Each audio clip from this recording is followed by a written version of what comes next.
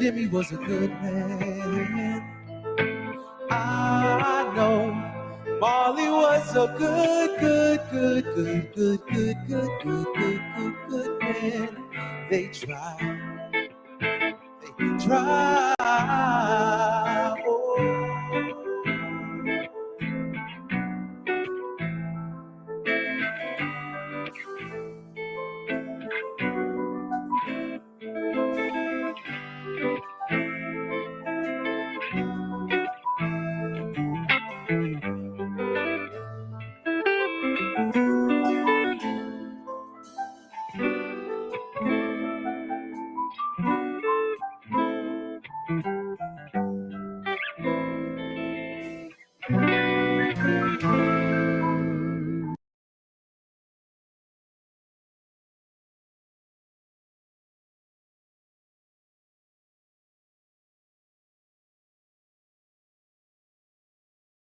How worries stagnates the flow, shuts it down and stagnates it.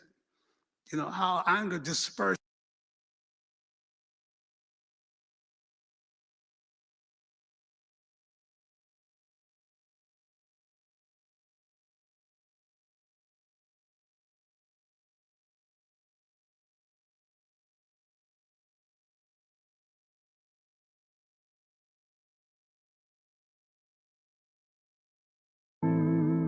Thank y'all. That Jimmy was a low way. Yes, sir.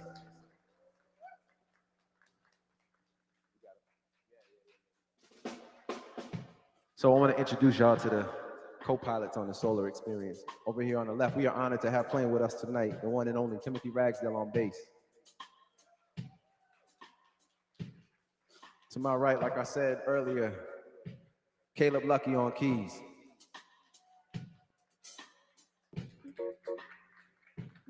Still the hardest working man in Philadelphia on drums, Malik Henry.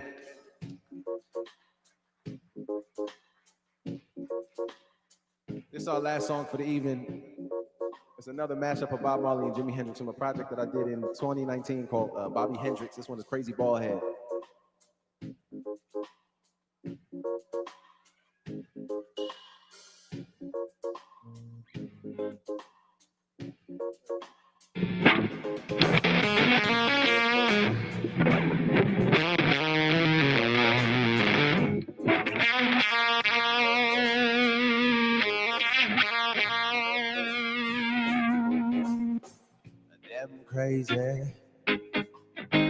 Them crazy. We're gonna chase those crazy bald heads out of town. Chase those crazy bald heads out of our town. Taking what we know, reaping what we sow. Try to take over will, but they can't take the flow. No, it's heaven sent. Heaven knows it's sent. Says, Lord, I patience is spent like the rent, and now it's time to go. Yeah. So we build the cabin, that's right, and we plant the corn, yeah. Didn't my people before me slave for this country? Yeah, now they look at us with scorn. Eat up all our corn. We're gonna chase those crazy bald heads. Chase those crazy bump heads out of our town.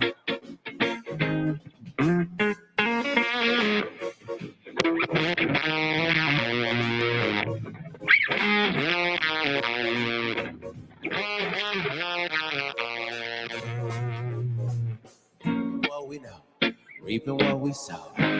Try to take over will, but they can't take the flow. No, it's heaven sent. Heaven know what's intense, and Lord, our patience is spent like the rent, and now it's time they go. Build their penitentiaries.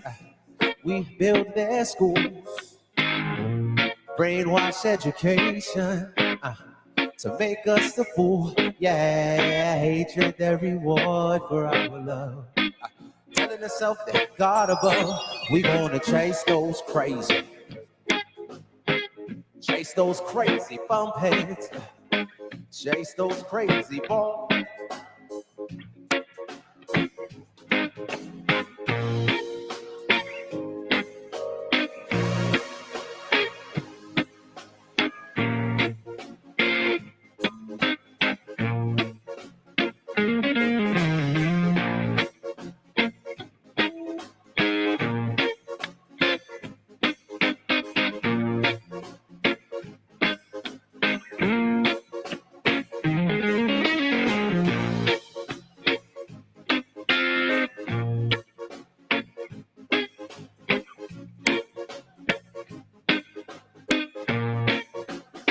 dance hall. Now I go hard for my whole yard, my people, that's king. Yeah, I stay squad when they stay fraud and my people gon' win. We got Malcolm, I'm a Harriet, Sojourner, that's true. They got imitators of imitators, check history, that's proof. Don't give me no lies, my people staying alive. But you wanna survive, we out here trying to thrive. Tell them vampires and vultures, it's time to retreat. Go ahead and fall Babylon, just don't fall back on me.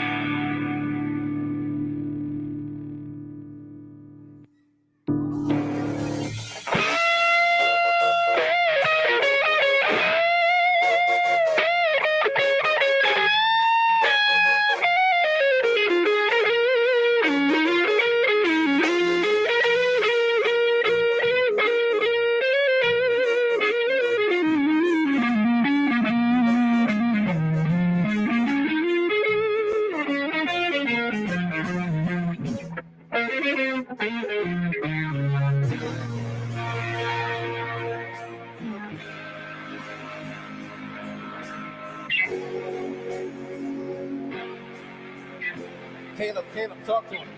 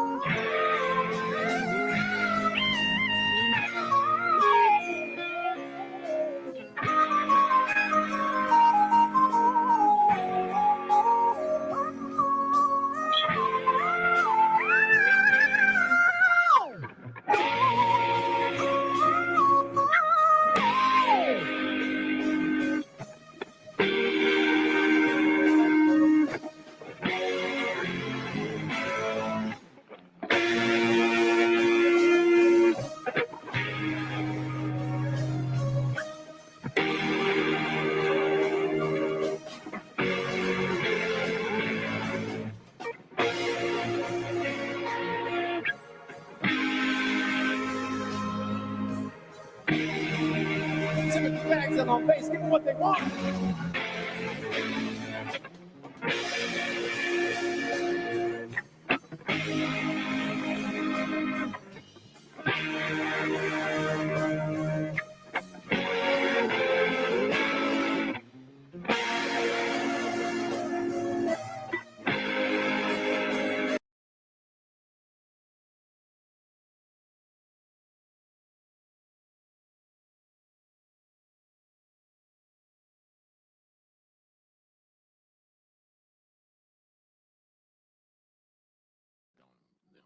It ain't where the spirit wants you to go. But we know for a fact, when my mother and father, when your mother and father gave birth to you, they gave birth to themselves. Think about it again. When my mother and father and your mother and father gave birth to you, they gave birth to themselves. Who else could they give birth to but themselves? Because what they had to bring to the table in the birth-giving process was themselves. There was one other thing that they gave birth to. Every ancestor that made up your line that go back to the first ancestor that emanated from the divine. You'll understand that? That's what was given birth to. That's what you are. You are. Every ancestor in your line going back to that first ancestor that was emanation out of the divine. Now, how do we understand that so that we begin to practice that? You know, how do we make spirituality our reality? Right? Some of us, then we can go to work and we can be a banker, or we can be a school teacher, or we can be a doctor, and then we go to church on Sunday, or mosque on Friday, or the Hebrew temple on Saturday, and then find some moment in the week to say you're doing some African spirituality. And somehow, if you wear some traditional clothing, throw on a couple of leques and look real slick with it, that you have made a commitment to what the African sacred science is about.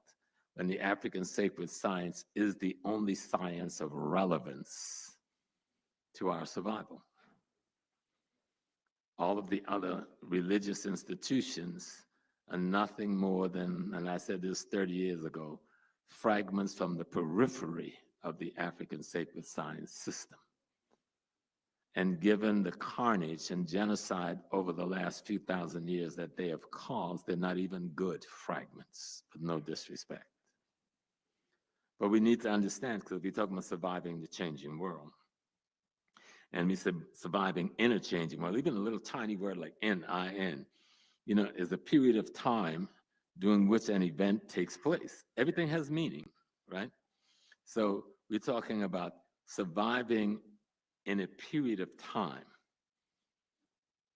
And even the THE, which they call a determinant, it means that it's something that has already been mentioned or something that we have in common. So what do we have in common that's evolving, that's changing? And what we have in common is this thing we call life on this planet. We have that in common. We're talking about changing. Change it makes someone or something different, and it alters the mode of that thing. It replaces something with something else. It substitutes something with something else. And we're going into some changes that if African peoples don't begin to use the ways of our ancestors, the best preserved place that they can be found is in Kemet. That's been the library. That's been the best preservation space for the ways and life of our ancestors. But we can't go about it foolishly and then say Isis is Mary and Aset is Jesus,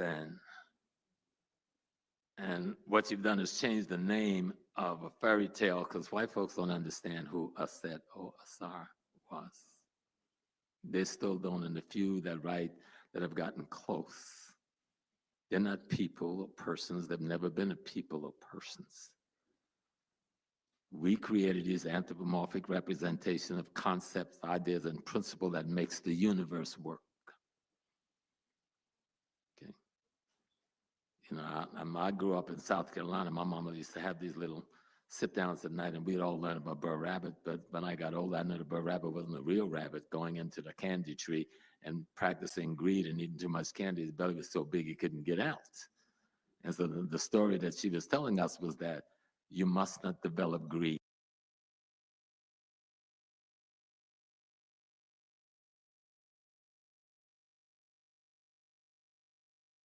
System scatters the energy and things of that nature. Which organ gets damaged more by anger, by fear, worry, grief, and so on? You see that? Okay, if you tend to be an angry person that puts other people down, make yourself, force yourself to say something kind and do something kind to other people, and you find that it will get rid of your anger management problems. Or that's the branch, of the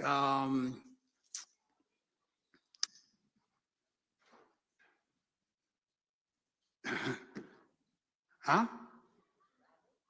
The rabbit, yeah, it's a little more minute here. The rabbit toning down the tiger and the dragon within you.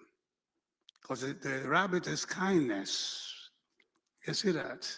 The tiger is in your face, stepping into somebody else's, space. And the dragon is expansive, as in draconian.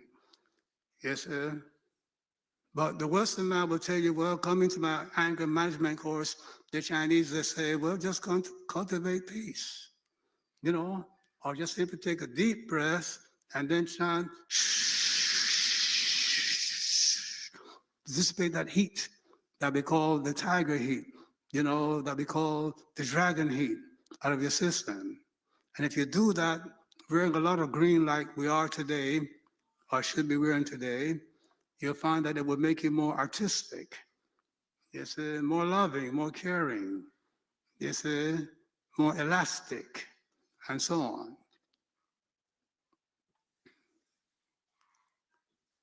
So you're having problems accomplishing your goals because you have not been taught, or you have been taught you're not using the knowledge of how to put the 11 faculties of your spirit together. One of the most important keys to accomplishing your goals is to not just focus on your personal achievement.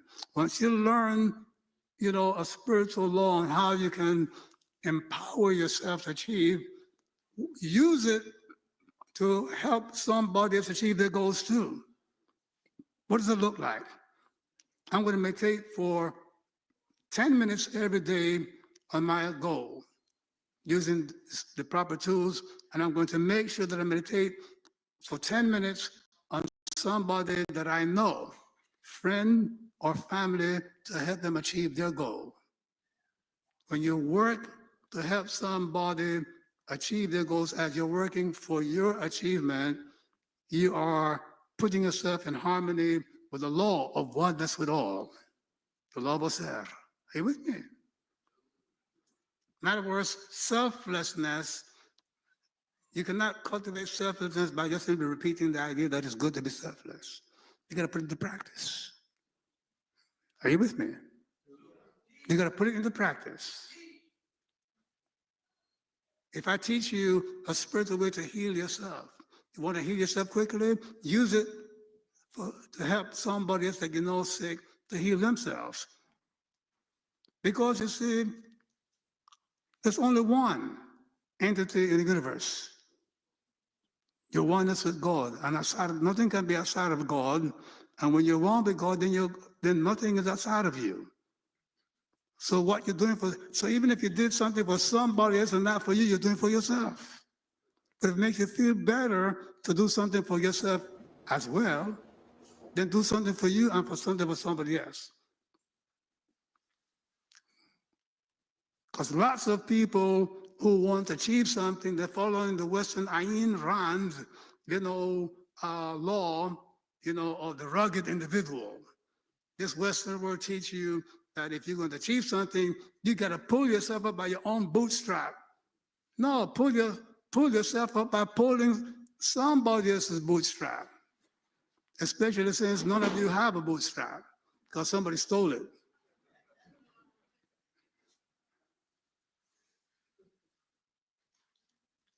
You're going to run into problems because, most of us don't know and cannot know most of what we need to know. So at some point, you're going to run into this blank wall on how do I do this? Or what should I do? Many of us can't get started with what they should be doing. They start things and it falls apart. They are stuck. They don't know where to turn. And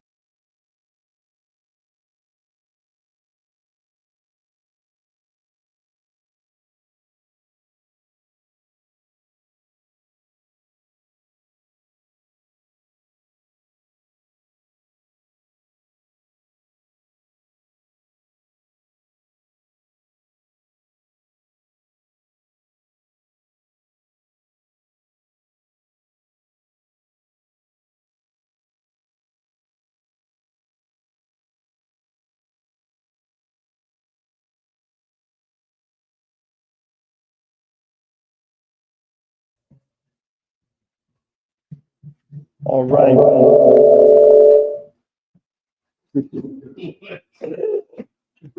Got to get that one squeak out the way.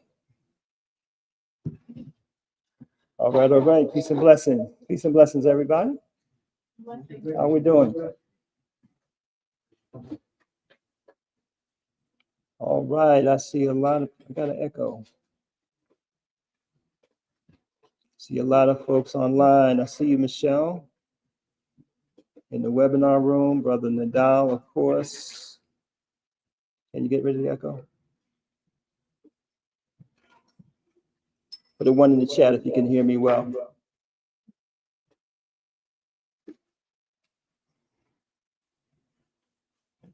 Peace to Lorraine, Kamani, Carlton. Appreciate the fire.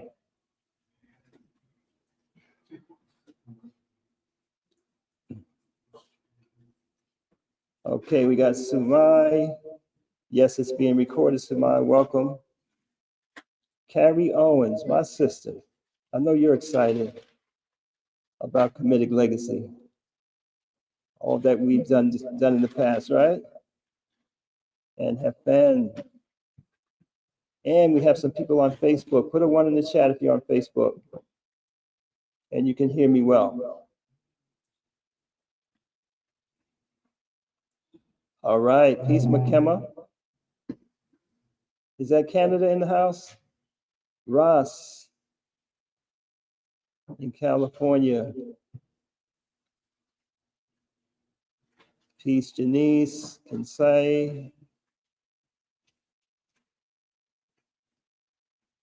You hear an echo. They hear an echo online. Okay, we're working it out, y'all. Trying to do this hybrid thing.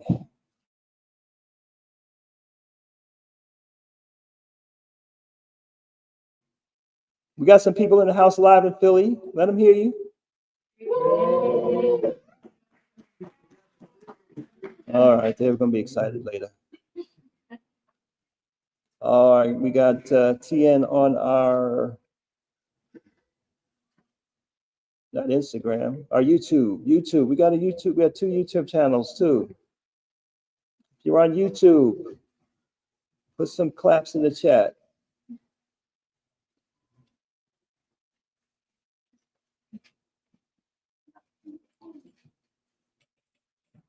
Beautiful, beautiful. As soon as we get our echo resolved, we're going to get started. In the meantime, take a look at this beautiful page. We had a powerful event here in Philadelphia. If you were at the event in Philadelphia, let me see some fire. We had some giants here. Dr. James Small was here. Dr. Asante, Malefique Asante was here. Dr. Salim Faraji beamed in for us. Dr. Etta Fields, Kepa Rasheem Sa was here, putting it down. And of course, yes, we had Dr. Akmal Muakil, powerful Qigong and Tuina demonstration and treatments. We had our doctors in the house. People were getting acupuncture, vitamin drips. Yes, my son was there doing his thing with the vegan lifestyle. Not a carboholic, not a grainitarian. And of course, Shechem was there, Raul Nephron and his family. Powerful event.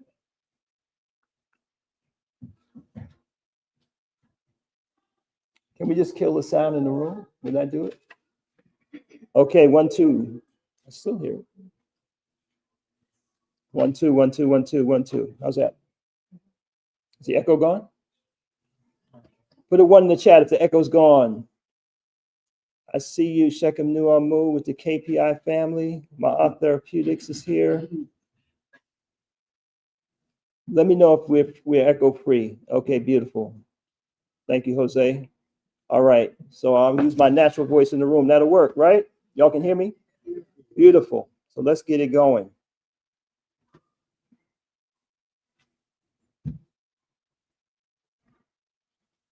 All right, all right.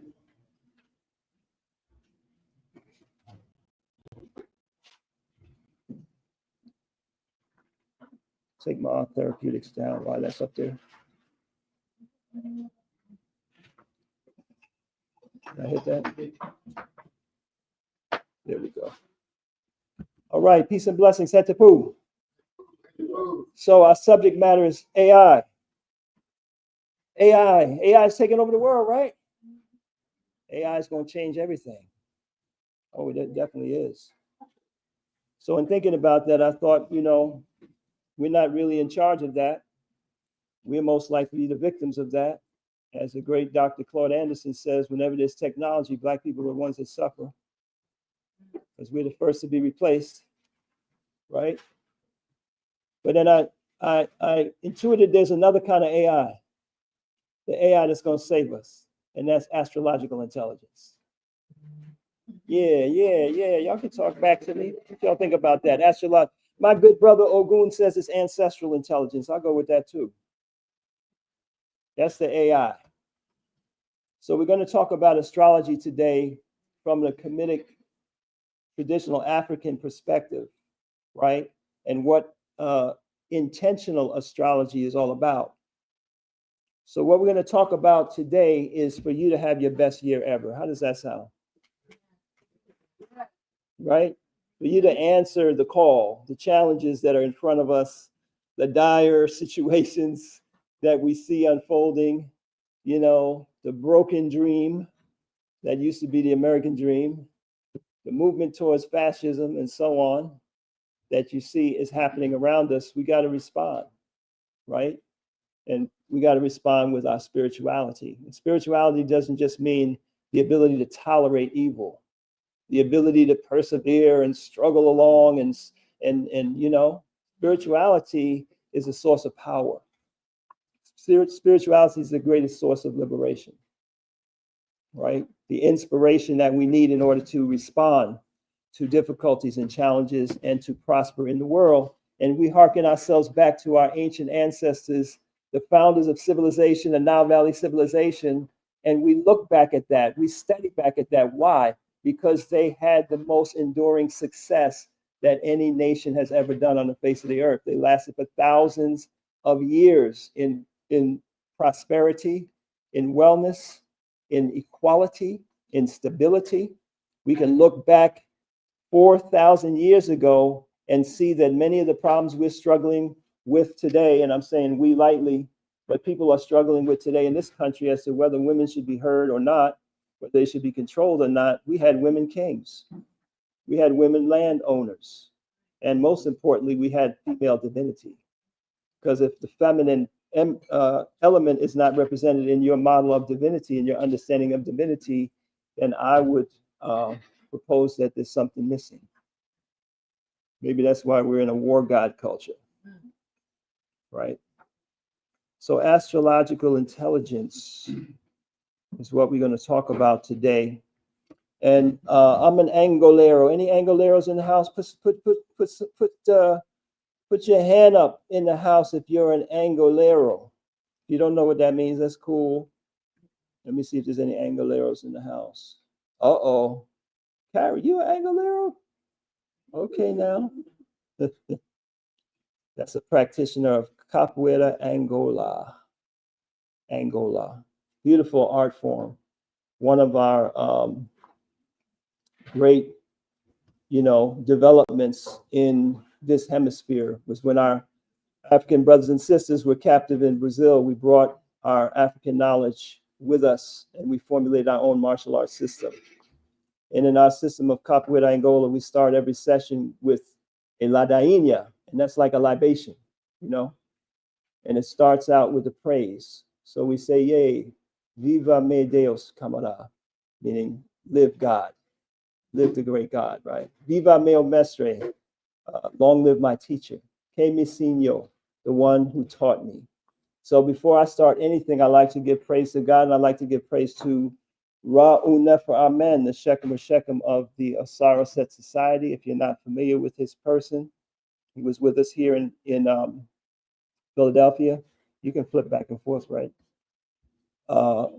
And everything that I'm sharing with you today and everything that I have formulated to try to assist you in the acceleration of your growth and your goals, achievement of your goals, right? That's the promise of today. That's the promise of the system that we put together. It's going to accelerate your growth, your personal growth, your spiritual growth, and it's going to accelerate your ability to accomplish the goals that you have in your life. And I say to you that I'm not the innovator, the creator of this, what I'm sharing with you today. I'm just a decent student who took a lot of notes. I put my notes together. I applied what I could, and I formulated a product that I think is really going to change your life this year if you apply it. As it has changed, it's changed many, many people's lives over the years. And that's a spiritual system we're going to talk about that has a high understanding of astrology, that astrology didn't just start and end with your birth chart, right? So we'll talk about that. But this is my teacher, Shechem Raman Nephraman. This is him at this podium last 2 weeks ago, right? 2 weeks ago. And I was supposed to speak about astrology, but we had such a powerful program and we was in such a flow. I didn't want to jump up there and delay things. And I also didn't want to be truncated, right? So it's fortunate we have a full hour and a half, 2 hours today to really get into this subject matter. But he's the founder of the Sarset Society. That's a Pan-African spiritual organization that's now 51, going on 52 years old. He's the CEO of Comedic Legacy Incorporated, which you'll hear about today.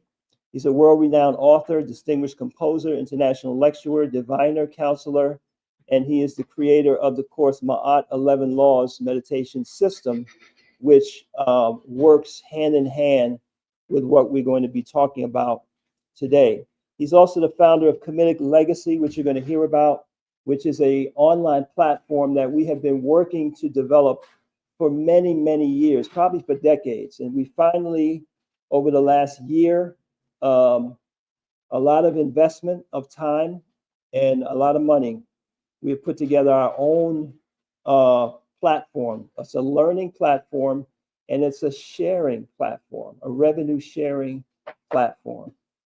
Okay, how many of you are have been familiarized with Ma'at, the 11 Laws of Health, Wealth, and Success in our online course? Right, I see you. Okay, great. How about online? Put an M11 in the chat if you're in the course. How has it been for you? Okay, can I get some enthusiasm? Took a lot of work. You got all your mantras in there. You got your meditation scripts. You got the laws, right? It's a lot of material. Okay, I see you M11 people. So we are migrating that from Soundwise. Why? Because we can't pay you for sharing it on Soundwise.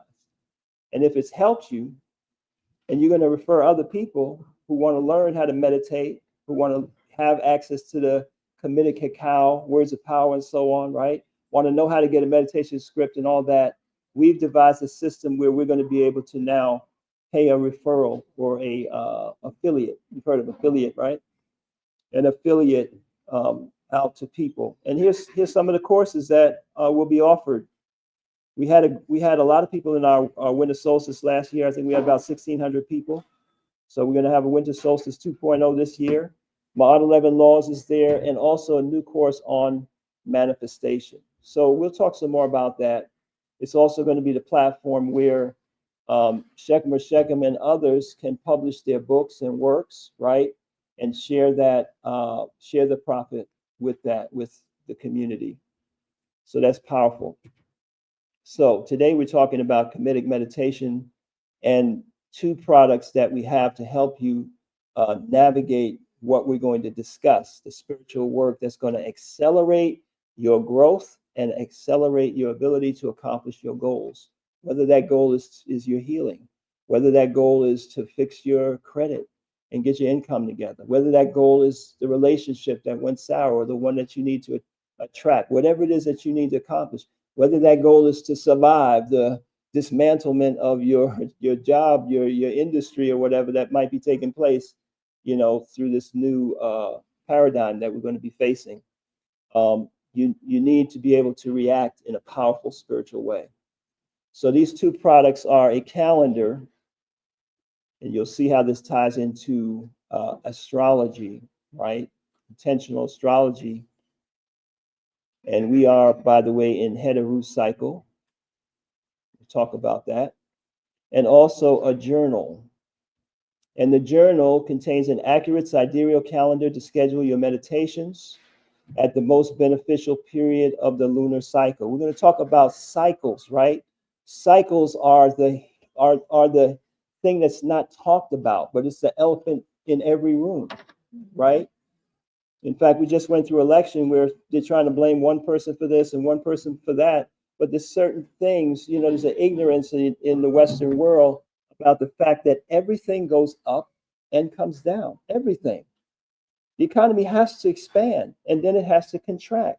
There's no such thing as it's just going to go straight up, straight up, straight up, straight up. So we are overdue, according to, I think it's Kondratiev. If you know that name, put it in the chat. We're way overdue for a serious down cycle.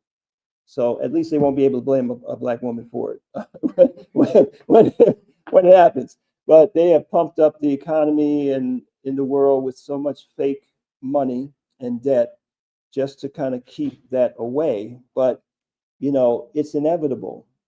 In Taoism, they call it the Tao, right? We call it cycles. That there's a cyclical fluctuation to everything in life, right? So it's more, success is more than I'm just going to use affirmations, I'm going to use truisms, I'm going to do creative visualization, I'm going to chant words of power, I'm going to get some stones and some energy, get my energies together. You know, you have to understand that the most powerful force in life is cycles, right? Mike Tyson proved that the other night. It's cycles. You old. You know what I mean?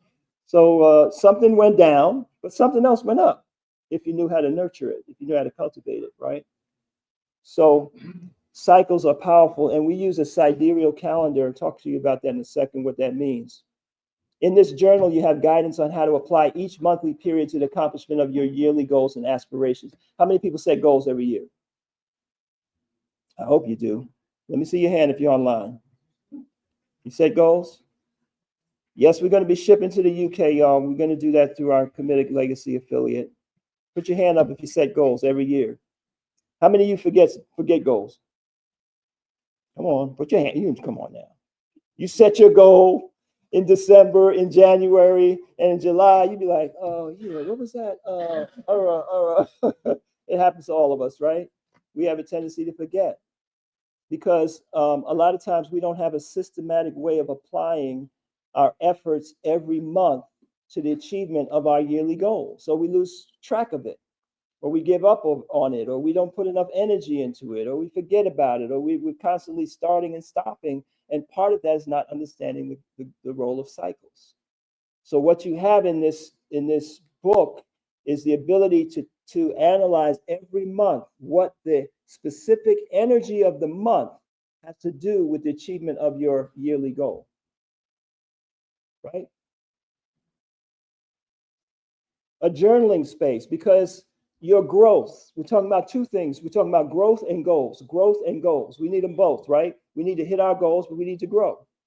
And your growth requires introspection, requires revelations, understanding, and it requires a process that takes the revelations that you receive from your meditations, from your experience, and so on, and incorporates it into your behavior to change the way that you see, look, feel, and act.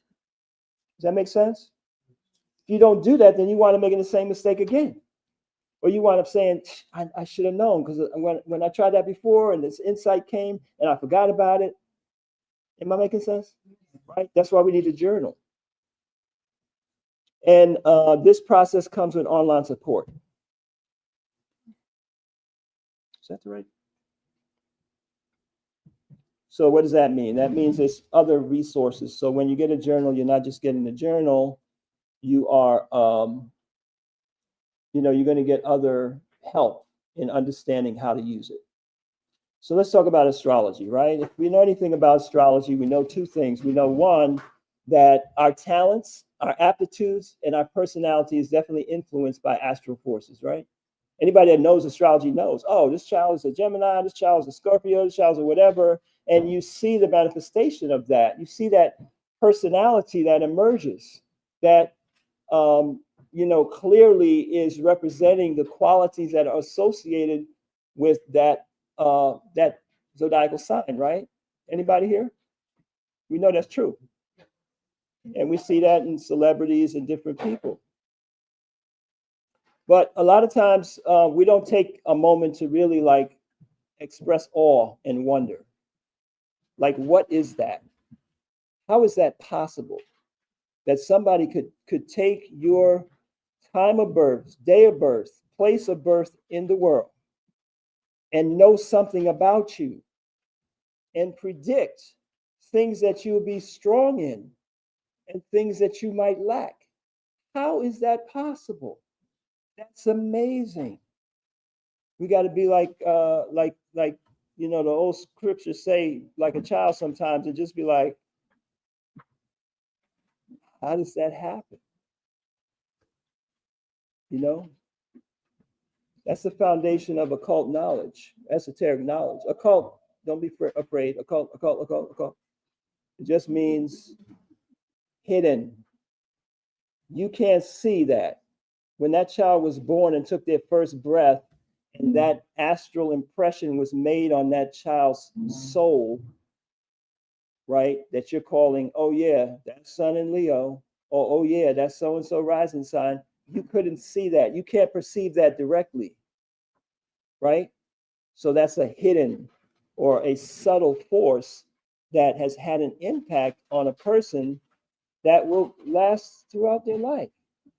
That's amazing, right? The problem is, in the Western world, we've been dumbed down to the newspaper version of astrology, that, you know, we think that that's it. That's who I am. Oh, well, I'm a Gemini, and you know, we get tattoos and we we get all proud. I'm a Scorp, man. You know how Scorps are. You know, but the truth of the matter is that influence, that energy that was able to put a stamp on our personality at the time we were born, right, does not stop. That energy continues to have an influence on us. And that energy is vital to our further development and our success. So we're going to talk about the fact that you're not your sign. You're not your sign. You're not your personality. You're dwelling in your personality, like you're dwelling in your body. You're dwelling in a personality or several personalities.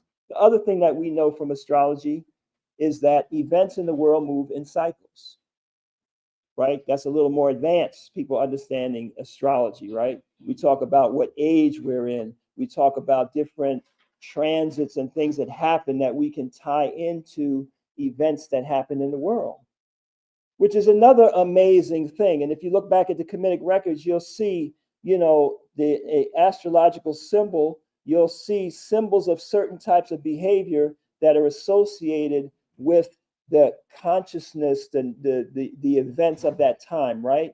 And even in the Hindu, right, they talk about the various ages that you go through, right? The so-called yugas.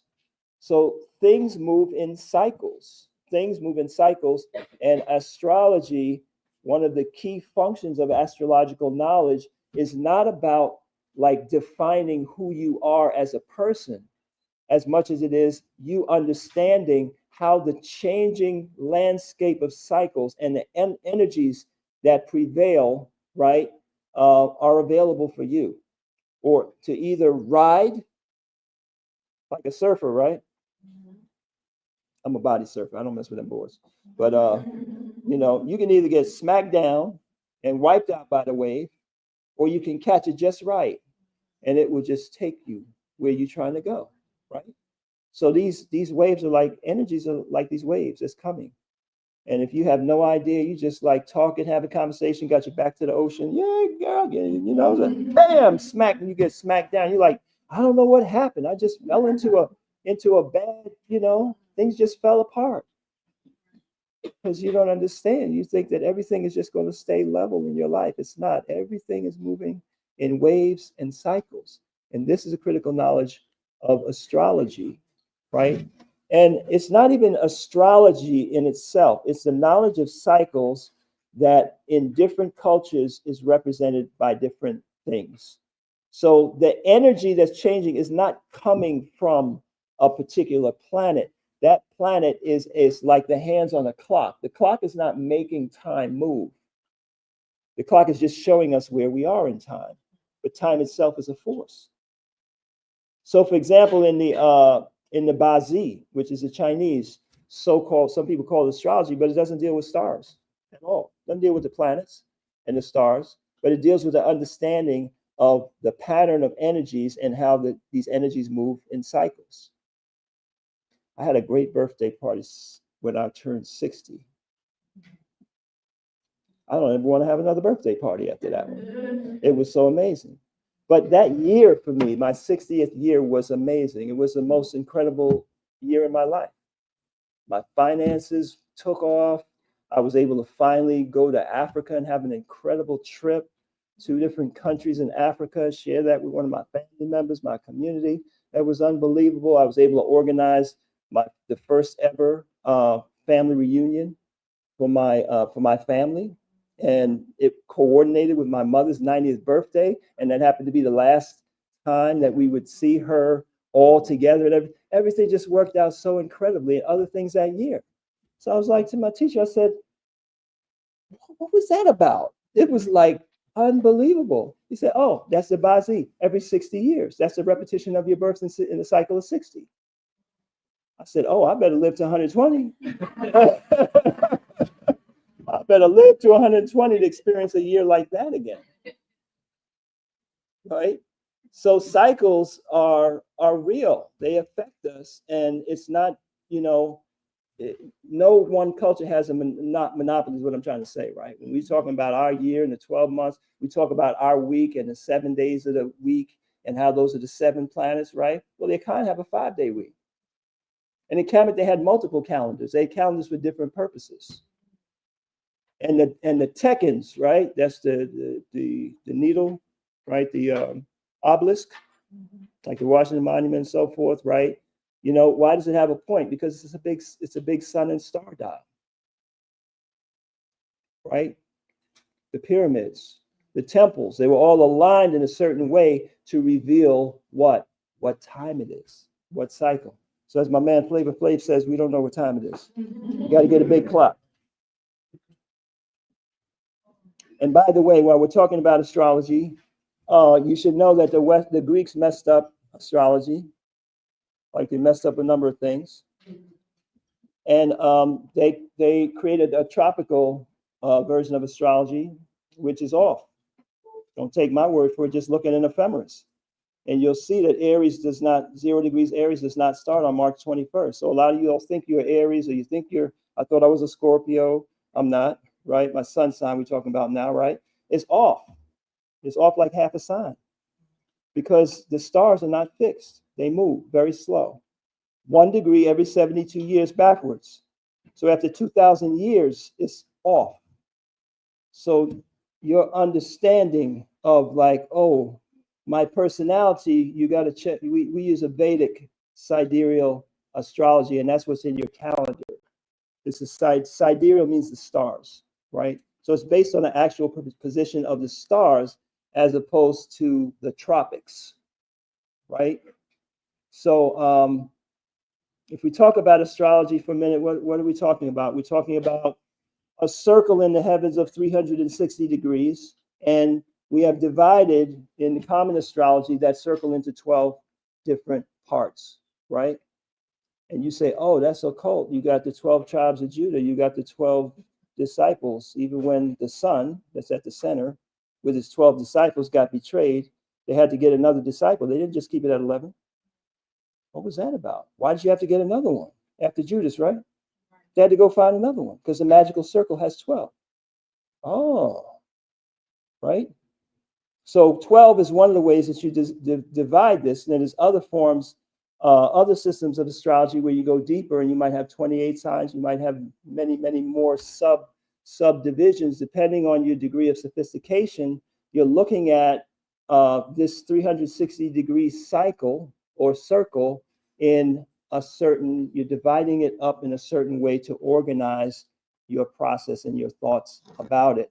And there's an understanding that each part of this circle is presided over by an intelligence. And that intelligence, some people refer to as an angel. Look at the word angel and angle. Isn't that interesting? Maybe an angel is just an angle at which you're receiving the light of God. Because there's only one God, right? That's what our ancestors said. Don't get it twisted. We have different depictions of angels, or what we call Neteru, or we talk about Orishas, Obosuma, what have you, but universally Africans understood and were the first to say there's only one supreme being, there's one grand being that is the supreme creator of everything, sustainer of everything, and that supreme being is omnipresent. It's everywhere at the same time. So if there's such a thing as an angel, is the supreme being present in the angel? Yes. And if the supreme being is present in the angel, is the supreme being a passenger or the driver? Oh, and if the angel can free you from jail, like in the Old Testament, right? And work miracles, how can God, who's omnipresent, send an angel? How can God be over there and not over there? How can there even be a sending, a transmission? So if there's a power in an angel, then that power in that angel is God. We're just using a terminology and a symbolism to explain an attribute or an aspect of the one. Does it make sense? Of course, because you're not multiple beings, you're one being, but you have to function in many different areas of your life, and you have to bring a different consciousness to that area. You can't deal as a parent the same way you deal as an employer. That's not going to work. That's a different relationship. You can't be the parent to your employee either. You got to be a lover. You got to be husband, wife, father, mother, sister, employer, employee, student, teacher, healer. You know, you got all these different roles to play. So when I'm addressing you in a particular role to identify that role, then I would use a different term, right? I say, oh, as a father, you would, this is how you got to handle that, right? Somebody give you good advice. Well, as a father, this is how you need to deal with that. Well, as a business owner, this is how you have to think about that. Certain mindset you have to have, certain skill set you have to have, certain approach you have to have for that to work out for you, right?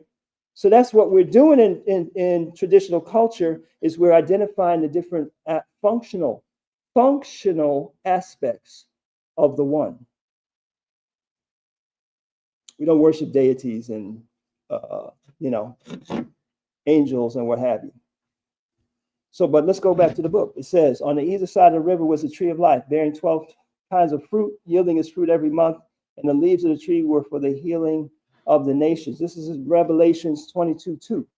In Revelation, the book of Revelations, right? The tree of life is mentioned twice in the Bible. It's mentioned in Genesis at the very beginning, when somebody's hands is trying to be kept off the tree of life, right? They touch the tree of the knowledge of good and evil. And then the book says we must stop them before they put their hands on the tree of life. And then at the end of the book, it says, there's the tree of life. And the tree of life bears 12 kinds of fruit every month. Oh, there's a periodicity to this. Every month, there's a different fruit. And what do we use fruit for? To nourish ourselves, right? Fruit is full of vitamins and antioxidants, and it is the God gift to us, right? Is fruit.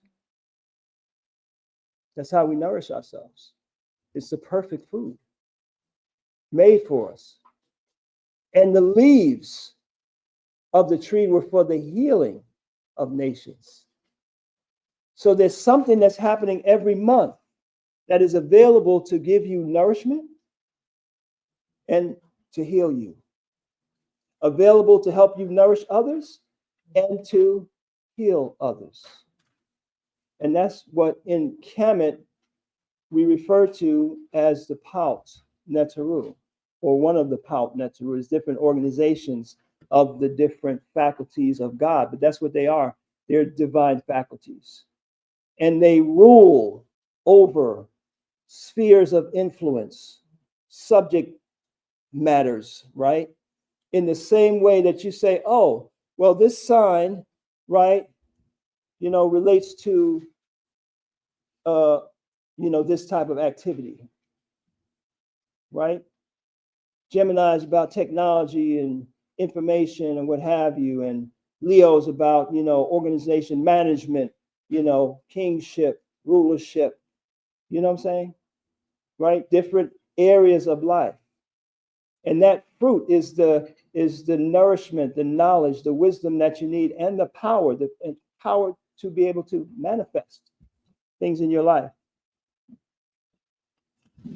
So in your Kemetic journal and in your calendar, you have the correspondences between the constellations and the Paut Neteru, which the European translates as the company of the gods, right? We understand what that means now. These are not gods to be worshipped. These are aspects of the one supreme being. They are divine intelligences. They are the powers that God has shared with you in making you in its likeness, that you can be nourished and healed, that you can prosper, that you can succeed in your life. These are the powers, divine powers of God.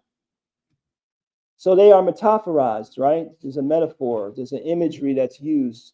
And, we have the kind of archaic, Aries, Taurus, Gemini, which doesn't speak very clearly to us as far as the qualities. I mean, some of them, right? Cancer, the crab, doesn't give you the sense of the nourishment of Osset, right? And the caring and the, think of a crab, you're like, different culture maybe, right? So those symbols that represent these different constellations were a means of communication, certain types of qualities or correspondences to help you to understand what is the sum total of the energies that is emanating on the earth when, the clock in the sky is pointing to a given constellation, right? A constellation is made up of many stars. It's a grouping of stars, right? In deeper systems of astrology and higher technology, they deal with even particular stars, the cycles of particular stars. Some of the monuments and temples were made so that when a certain particular star, right, reaches a point, that its light will shine through that temple, right? To indicate that time, the time for that ritual, the time when that power is available to you to use, right? The power, the time when that influence is flooding the earth and is going to have certain ramifications, whether you know it or not. So you're either going to be like trying to figure out what just happened, or you're going to know in advance what happens. And that's what the product of having an ancient civilization that's been around for thousands and thousands of years, right? You've seen things come around. You've seen cycles manifest, right? Cycles of plenty and cycles of, things drying up. Cycles of boom and cycles of bust. And if you look into this subject, you find everything goes by cycles. Birth rate goes by cycles. The amount of minerals you can extract out of a mine goes by cycles. Everything goes by cycles.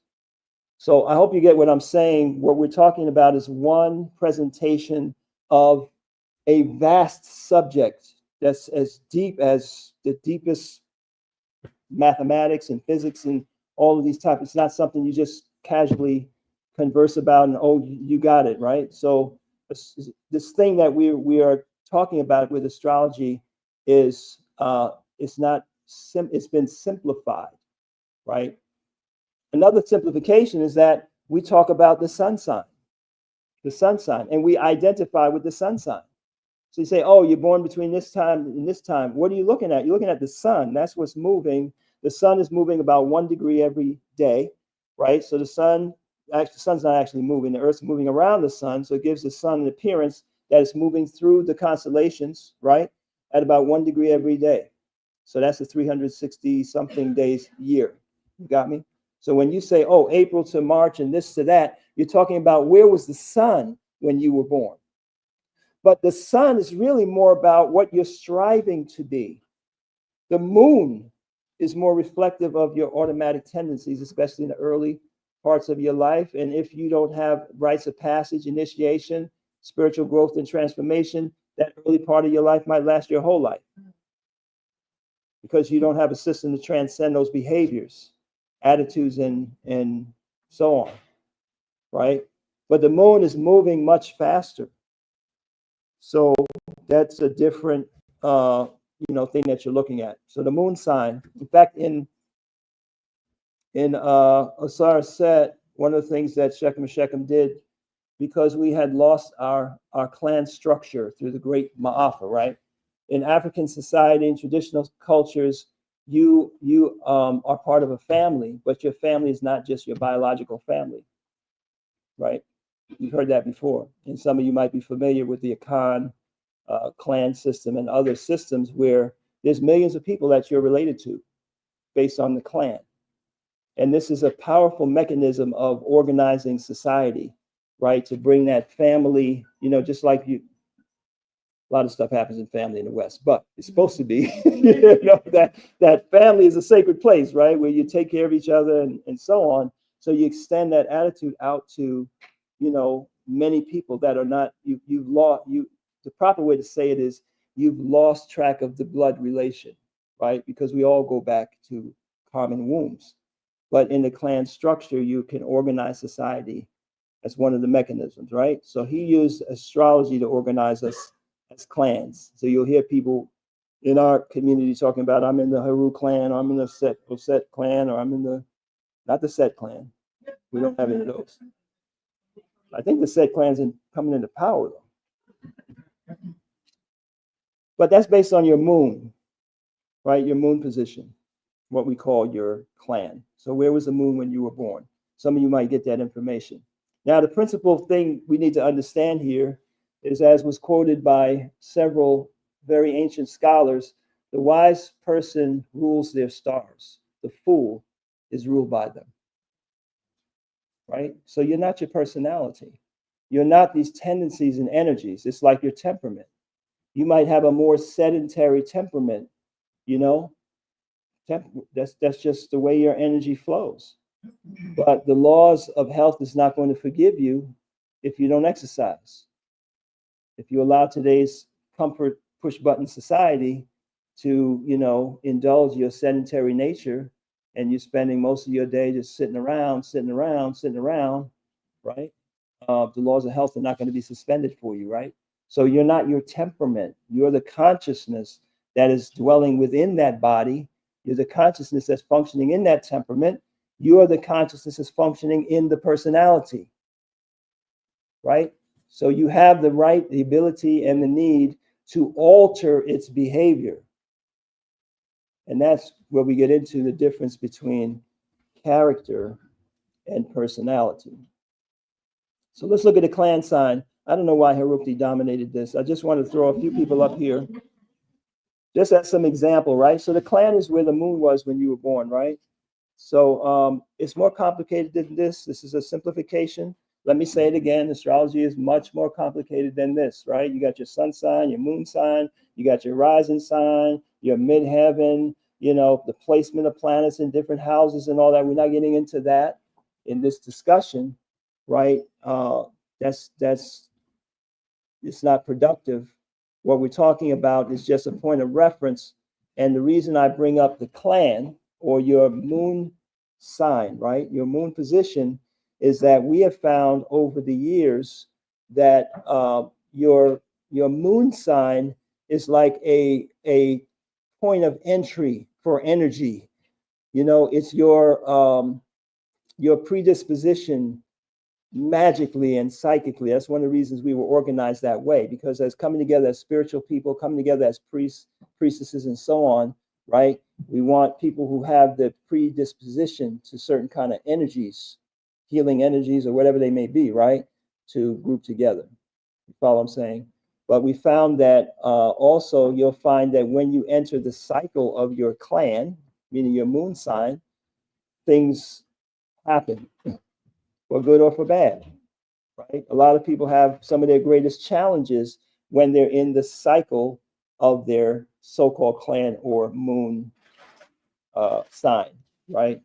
So just to give you some quick reference, you see both the tyrant dictator, the prosecutor, the boxer, and the powerful leader. We talk about Donald Trump, Kamala Harris, Mike Tyson and Mr. Louis Farrakhan are all Heraclehuti mesh, right? In the Heraclehuti clan.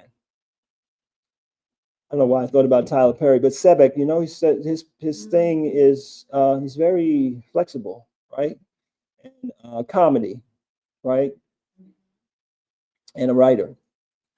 And Kendrick Lamar, what would you say about that brother as a rapper? You'd say he's deep, right? That's Seckert, you know, deep thinker, you know. So if we look at Heraclehuti for a minute, this is excerpt from one of your calendars. You'll see here the image of Heraclehuti. What is Heraclehuti? Heraclehuti is an aspect of God. It's an attribute of your personality. It corresponds to energies like Aries, Scorpio, right? Mars, okay? So it's a warrior energy, right? It's a hot, a fiery, dry energy.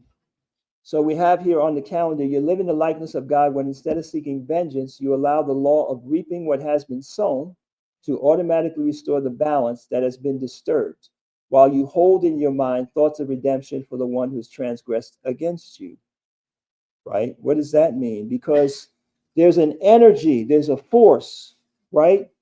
And then there's an intelligence of how do I properly use that force for good, okay? Just like we're here, we're broadcasting, we got this incredible technology, right? If y'all are feeling this, give me some fire online. Let me see you. We're all over the place right now because somebody figured out the laws, starting with basic electricity, right? The principles of electricity. Now, if you open up that wall where the outlet is and, you know, start messing with those wires and sticking your hand in there, you know what can happen, right? You can electrocute yourself. You can set this building on fire, right? So there's a knowledge of how to manipulate and handle that energy properly in order to use it properly. So Heraclehuti deals with justice. Heraclehuti deals with, you know, the ability to call down justice on yourself, very important, and on others, right? So the law that's helping you out here to be able to contain and manifest that energy properly is to understand that justice is about sowing and reaping, right? What you sow, you're going to reap. Now, it's going to happen in God's time, so don't get it twisted, don't get it confused. You will be here, and you will be back, and you will be here, and you will be back. God's time is very long, right? Your life is like a millisecond of a millisecond in God's eye. How old is God, right? How old is this manifested universe? And this manifested universe, you think you could say how old that is, but something was there before that. So is this just one spot in something much bigger? One out breath, maybe? So we can't clock that like, okay, I was wrong. I'm waiting for the punishment to come to this person. You know, you can't invest your energy that way. What you got to invest your energy in is purifying yourself to make sure that you are constantly sowing the right seed, that you will reap what is correct. And you leave the reaping to others within reason. Of course, you still have the right to defend yourself. If you're in a situation where somebody's trying to take your life, let's not be, you know, foolish about it. But, you know, overall, you're leaving the reaping to the law of God to happen. And you're holding in your mind thoughts of the transgressor being redeemed. Why? Because ultimately, you and the transgressor are one. Ultimately, you are one, right? It's not working out very well for some of those Heraclehuti clan members there. I know some of y'all caught that. What's the spiritual function of Heraclehuti's power, that energy that we associate with Scorpio and Aries, that in the Kemetic tradition we symbolize through this image of Heraclehuti, right? With the head of a hawk. Are we worshiping hawks now? Are we worshiping, you know, some kind of strange gods? This is communication. This is a way to transmit a story that endures over time. It's like I said at Camet Fest, I had a good partner. He told me we need to work like ants and save like squirrels. That he got that from his grandfather. And his grandfather never went into debt because his grandfather lived through the time when the mortgage companies or whatever manipulated things and took everybody's land. So that's where he got that from. He said, yeah, my grandfather said we got to save like squirrels. We got to save like squirrels, right? That's a cold, dead statement. But if I had an image in a shrine of a man with a squirrel's head, you're like, oh, you know, maybe that's what we need. Because most of us don't save money. And most of us don't learn that as a child.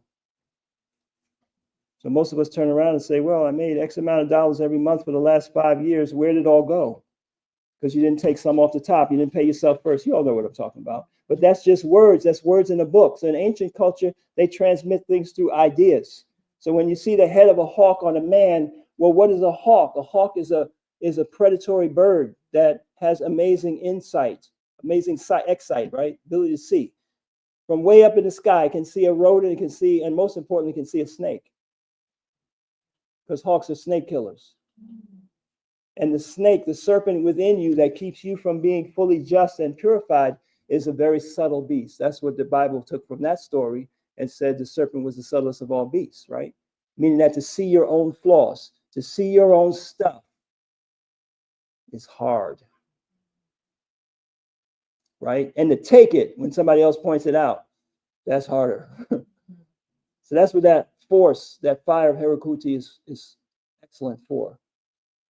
And it shows up in the drive, the passion, the striving for excellence that we see in athletes and warriors and business people and people that are self-motivated and all that type of thing. You get the picture, right? So this is a metaphoric, a pictorial analogy that can be preserved, that can be, enshrined. Wait a minute, you worshiping? No, we're establishing something in your memory, in our cultural practice.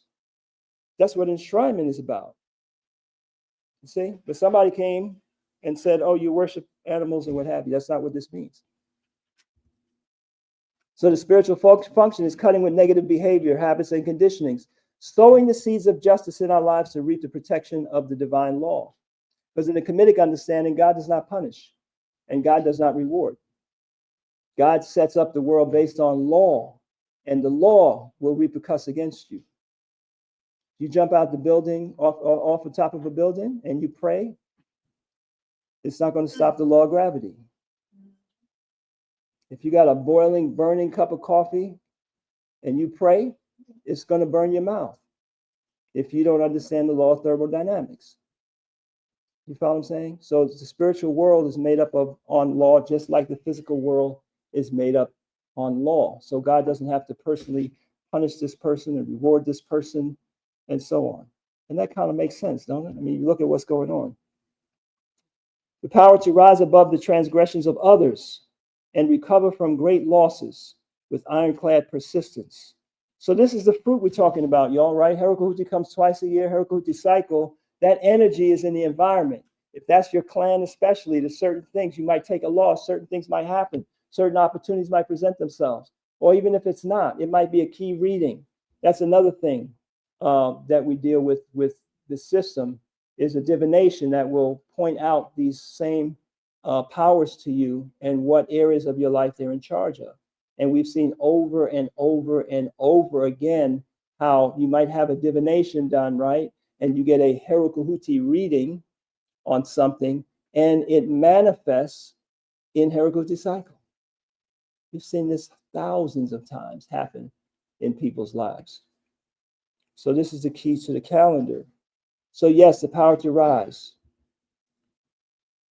So now, character is based on living by law. That's why we had the divine law there, right? Character and personality is two different things. Character and personality is two different things.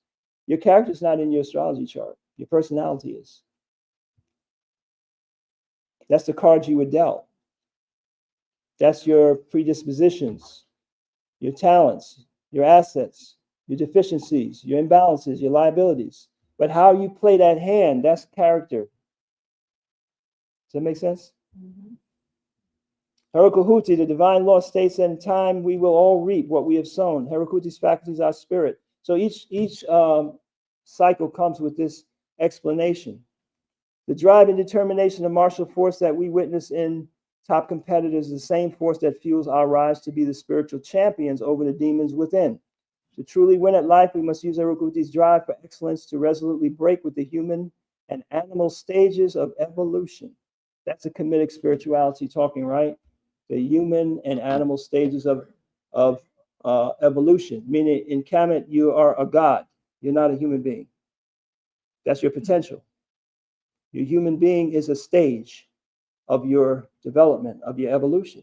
And spirituality is supposed to help you to move from that human animal stage to your divine stage, right? So that's the divine law. Now let's talk about spiritual signatures. Everybody good so far? Every month is spiritual signatures. What does that mean? It means that force that we're talking about, that energy that we're talking about, that we have metaphorized as Herukahuti, as Oset, as Heteru, as Sebek, right? There's an energy behind that. And that energy, just like the energy that helped to formulate your personality when you were born, cannot be seen directly. Like the wind, you can't see it, you can feel it. You can see the effect it has on the trees, but you can't perceive that directly. So the energy of these different parts of the Supreme Being, right, gives off signs. They leave fingerprints. They leave signatures, what we call signatures, right? Meaning this event in my life was signed. So when you have that dream or you have these different things occur in your life, you know that that's the energy that was present making that happen. So you can check yourself with the law, right? Of making sure you're the right, because when that energy comes, it's going to pass through you too. And when it passes through you, it's going to hit the obstructions in your wrong thinking, your wrong emotions, your wrong behaviors, to try to break that up. Does it make sense? So these are some of the correspondences.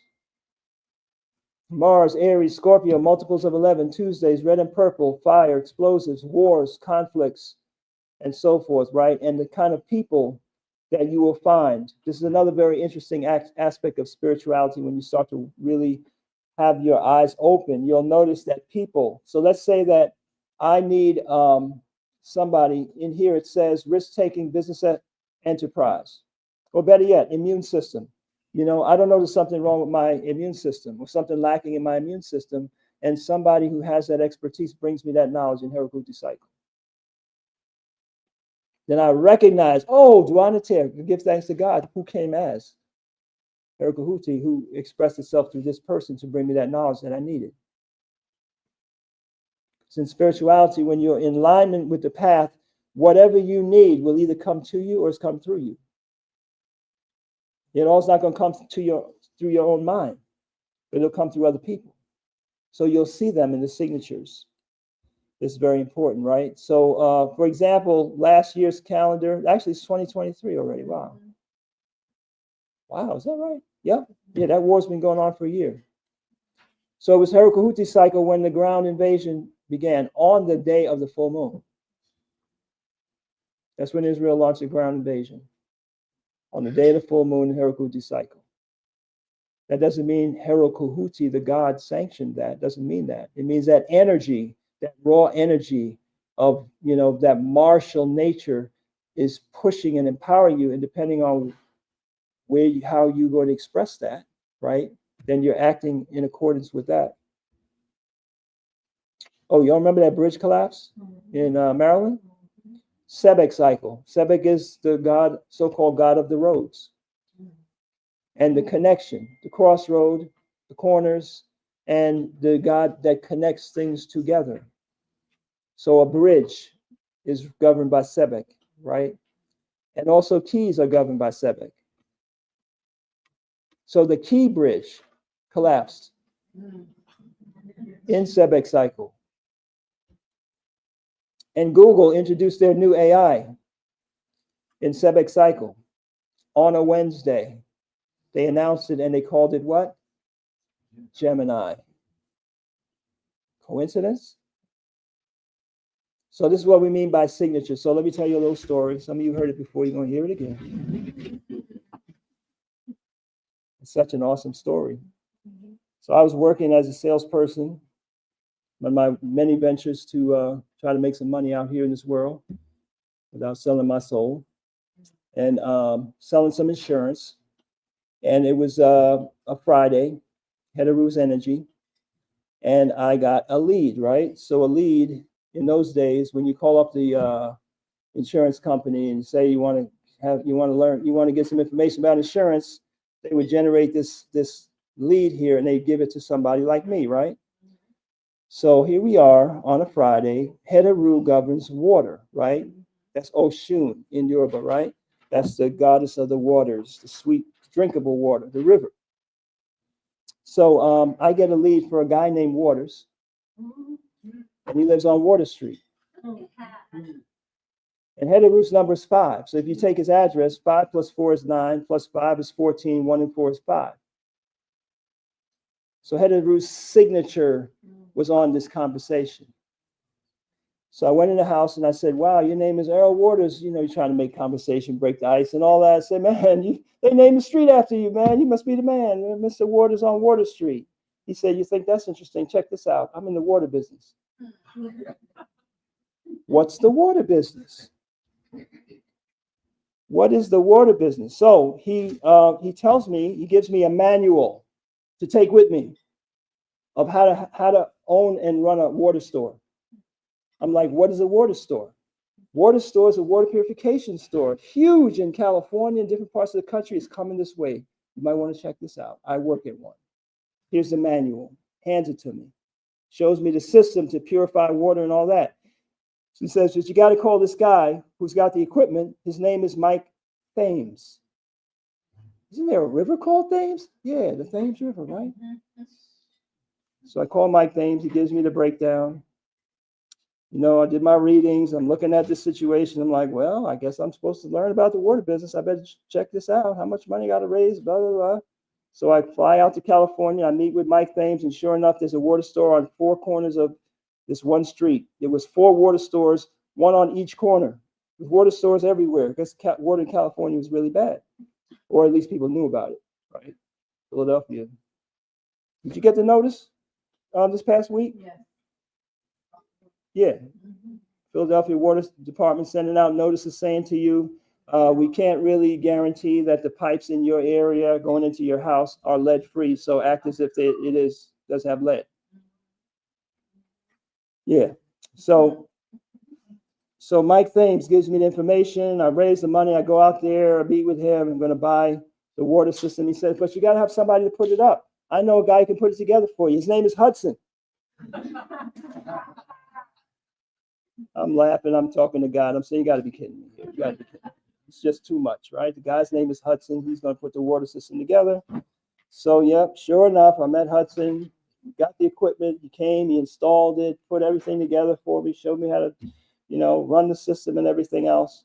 And then along the road, I started to pay attention to things my teacher told us about, and learned about the power of water, which, I wasn't really focusing on. Like, wow, this water is really something. It's not just purification of water, So there's this doctor here, Dr. Masaru Emoto, who did these experiments on water. And this is why you should say a prayer before you eat, right? This is when you drink a glass of water, anything you put to your mouth, before you imbibe in it, you should have some positive thoughts, right? Not because you gotta.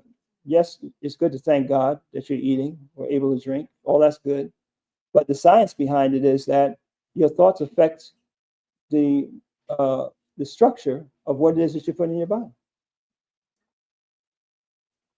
So Dr. Emoto put waters in a flask and wrote things on the flask. Thank you, wisdom, truth, eternal, angel, I love you, peace, you fool, you make me sick, evil, polluted water before, that's prayer, right? Affecting water that was polluted. And see, With an analysis under the microscope, the crystal structure in the water changed according to what word was written on the flask. What? That's right. So water's deep. So we got into that knowledge. And the other thing that we learned was that many of our illnesses was from dehydration, which is one of the items in your journal for you to track. It's very important that you drink good water and you drink enough water, right? So this is a book by an Indian scientist, Your Body's Many Cries for Water. And I think there's over 200 diseases in there that present themselves, that dehydration presents itself as. Dehydration presents itself as.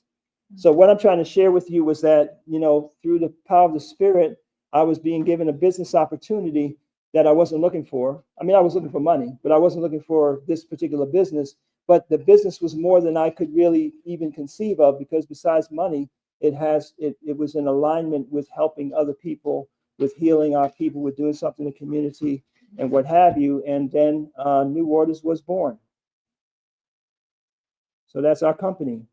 And if you can notice here, we have the words peace, joy, mercy, healing, compassion, love, wisdom, unity on the label that we have printed on our bottles. And we have our, magical pouches on our storage tanks, and we do our meditations.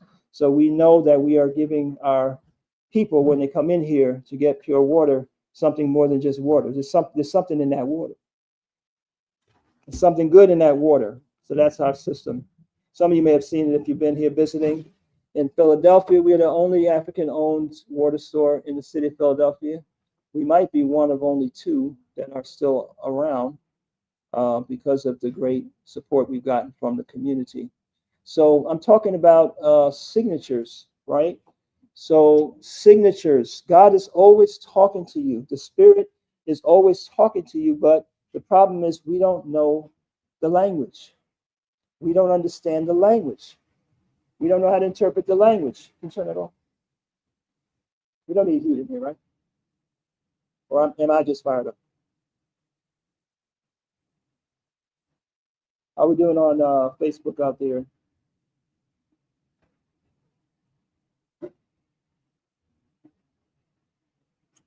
So you are not the personality. You dwell in the personality, and in the Kemetic tradition, the Kemetic spiritual tradition. We're talking today about you having your best year ever. Right? We're talking to you about accelerating your spiritual growth, because in truth, you are not the personality. You are not the body. You are not your sum total of thoughts and habits, conditionings, right? You are the divine consciousness that's dwelling in this person. Okay, and every month there's an attribute of yourself that is there offering you nourishment, offering you healing, right? Towards what? Your completion as a divine being. And in Kemet, we signify that by Oser. Oser. Oser is not a god to be worshipped. Oser is a state of spiritual development to be attained through your work, your spiritual work. And it's hard work, symbolized by that mummification, right? Meaning you got to die 1,000 deaths. You got to die to this conditioning, and die to that conditioning, and die to this habit, and die to that thing, and this addiction, right? What happens when you mummify something? It's preserved. It is incorruptible. Incorruptible. So the symbol of this mummified being, and it's presented as a man, but we have historically the record of men and women that have been pronounced Oser, like a title, like you say, Dr. So-and-so. They've completed their evolution, their divinity, become holy men and holy women. So that's what this symbolism, this symbolic language is talking about. So your consciousness, you're essentially the seer that cannot be seen. You're the consciousness that's dwelling within the person, that's functioning through the personality, and that's interfacing with life. And you need wisdom and you need powers to do the things you got to do in your life. You got to take care of business. You got to achieve your goals. You got to handle your business, right? But at the same time, you have to understand the interrelationship between your achievement of your goals and your development, your spiritual growth, right? If you achieve your goals without developing yourself, then you'll be spoiled by success, or you'll be haunted by success. You'll be worried about somebody trying to steal what you got.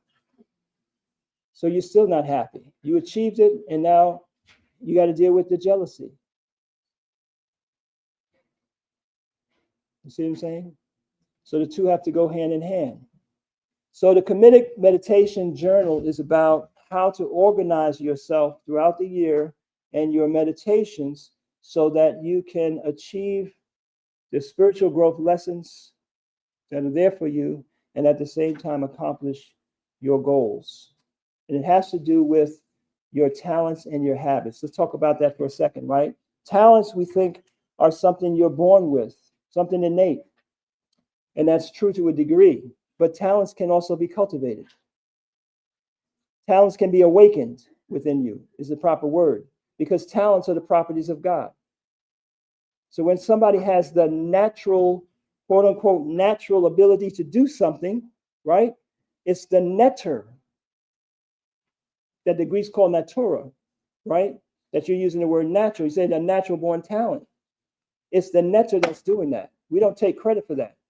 Say, oh, you're a great speaker, a great organizer, a great, designer, da da da da da. Tim, it's not me. It is God that's functioning through me, right? And you too have that potential within you. Some of them powers is slumbering. We call that latent. And some of them are awake. We call that talent. So this fruit that's available every month is to nourish your talent. You follow? And if you have a challenge, a crossroad, and you're like, oh, because I'm deficient, I don't know how to handle this. I can't. That's God trying to give you the talent, because the talent you take with you. The thing you don't. Let me say that again. The talent you take with you. That's why somebody's born. You say, oh, it's a natural. You worked on that before. You worked on that before. You developed that before. You're here to do something else. You're here to do more with it. But you take the talent that you develop in life. Or you want to get esoteric, you say you open this chakra, or you awaken this orisha, or whatever. That's open within your spirit now. That's been nourished by that fruit, right? Has been nourished within you. So you're going to take that with you. That's part of your evolution. It's part of your development, right? So you can and you must develop talent, because you could have great habits and no talent and not succeed. Isn't that true? But then you could have great talent and bad habits and still mess up, because you have no discipline. You don't drink enough water. You don't do the things you have to do to keep your life force and your chi moving, right? You don't go to sleep on time. You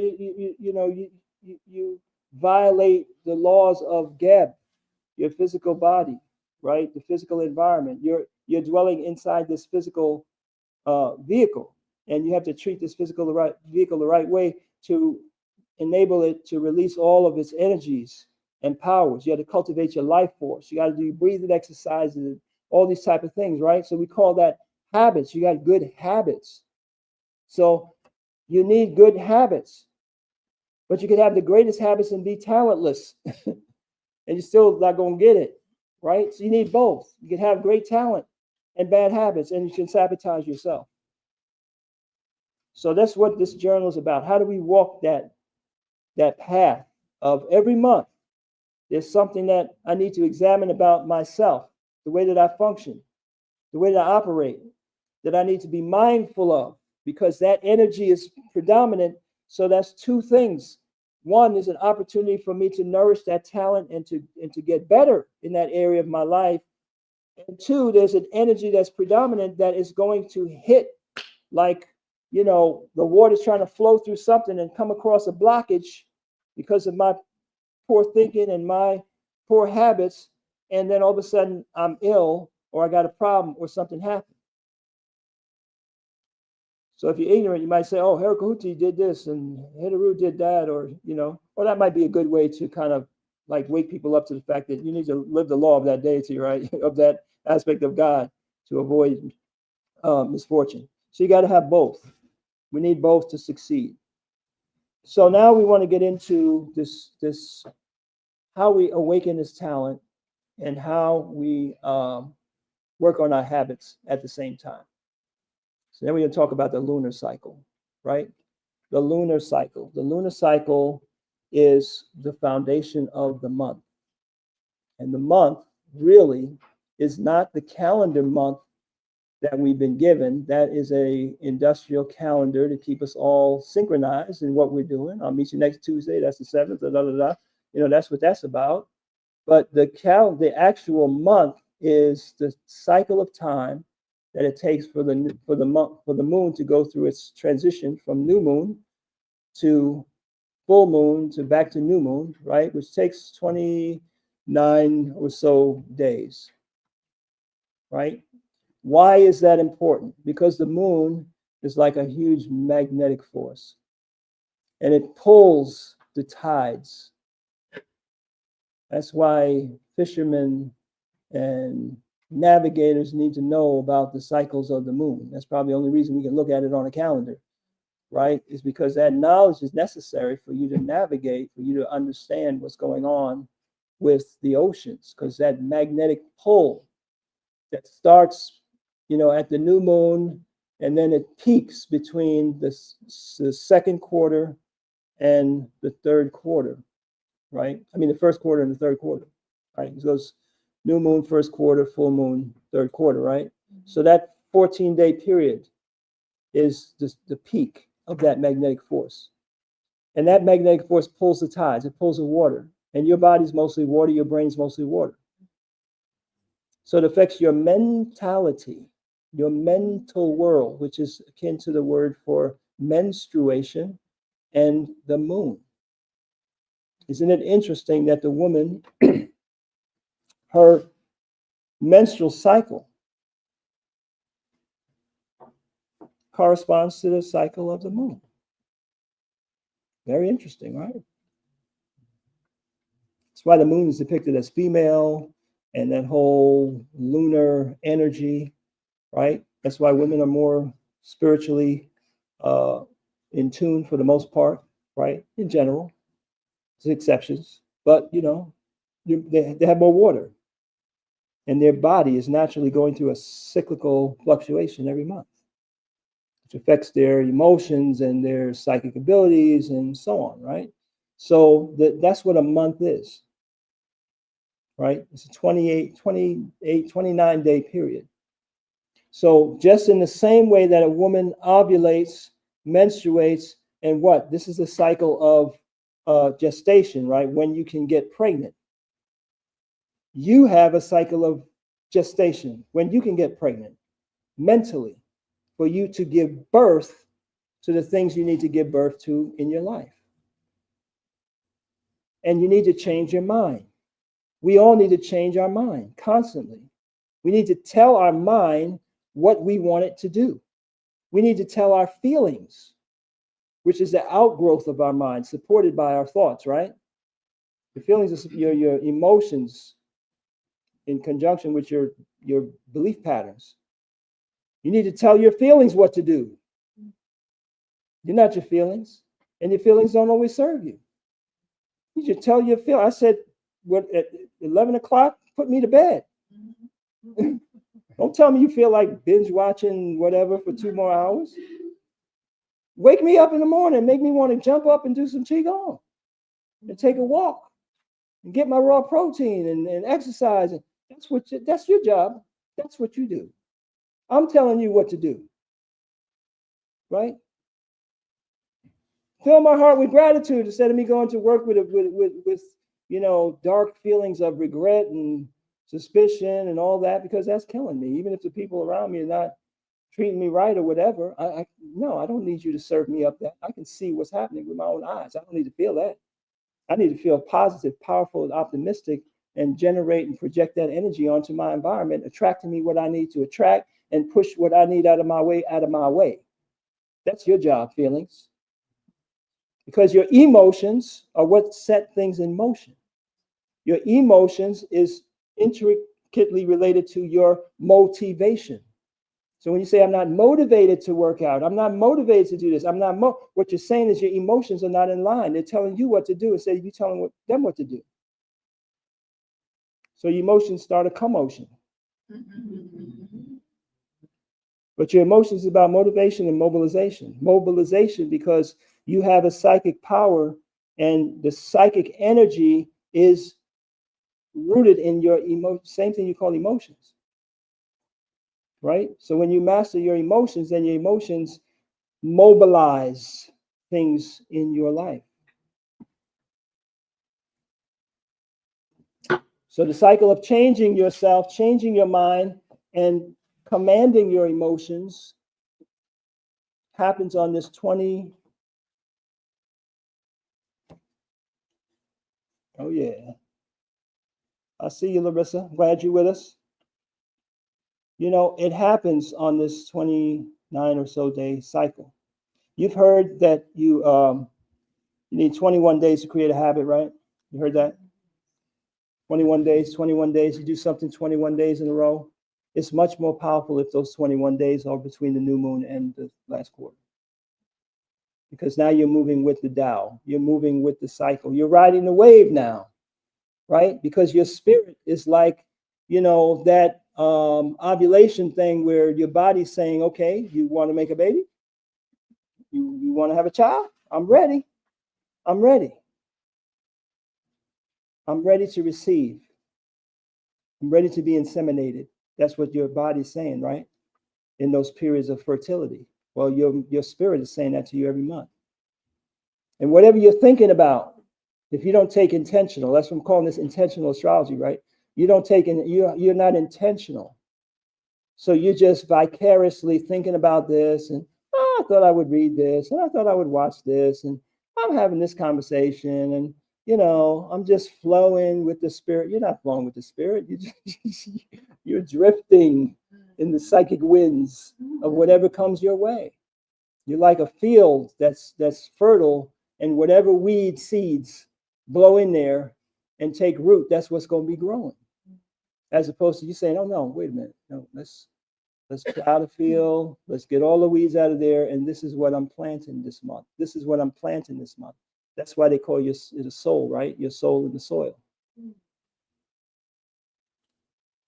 Because you're the farmer. You got to put the seed in the soil.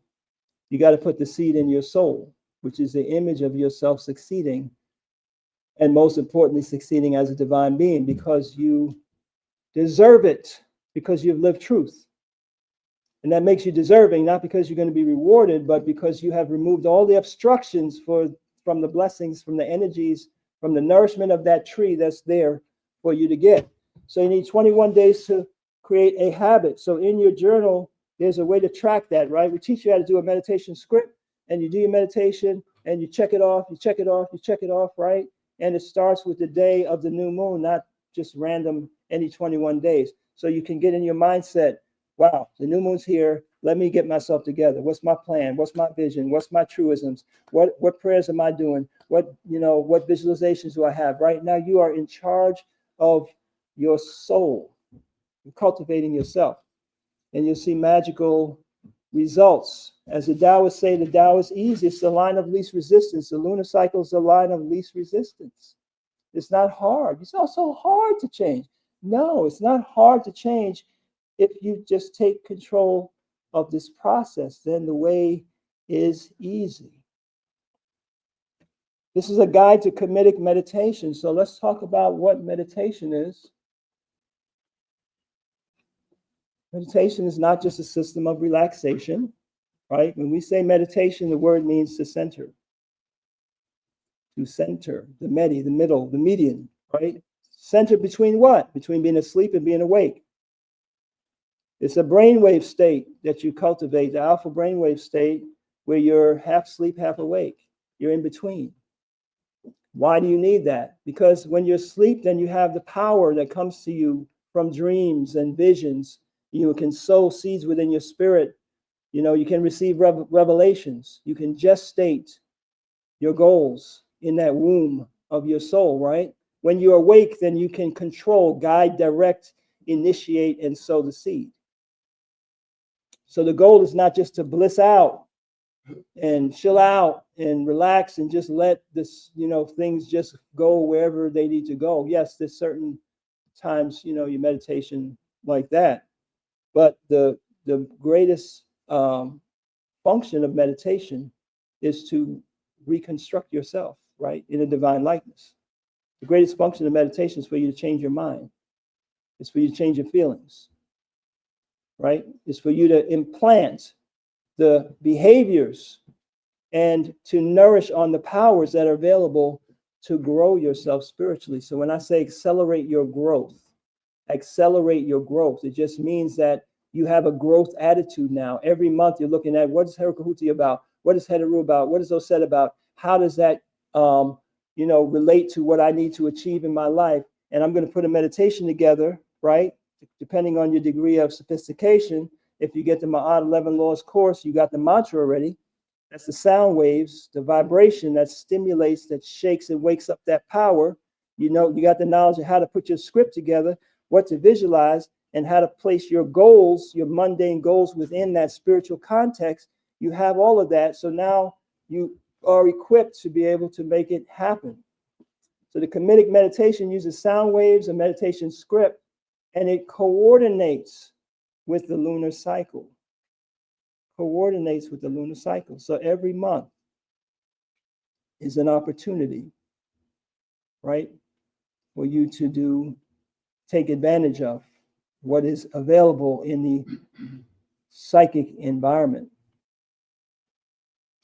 The Kemetic meditation also stresses making the effort to live the law.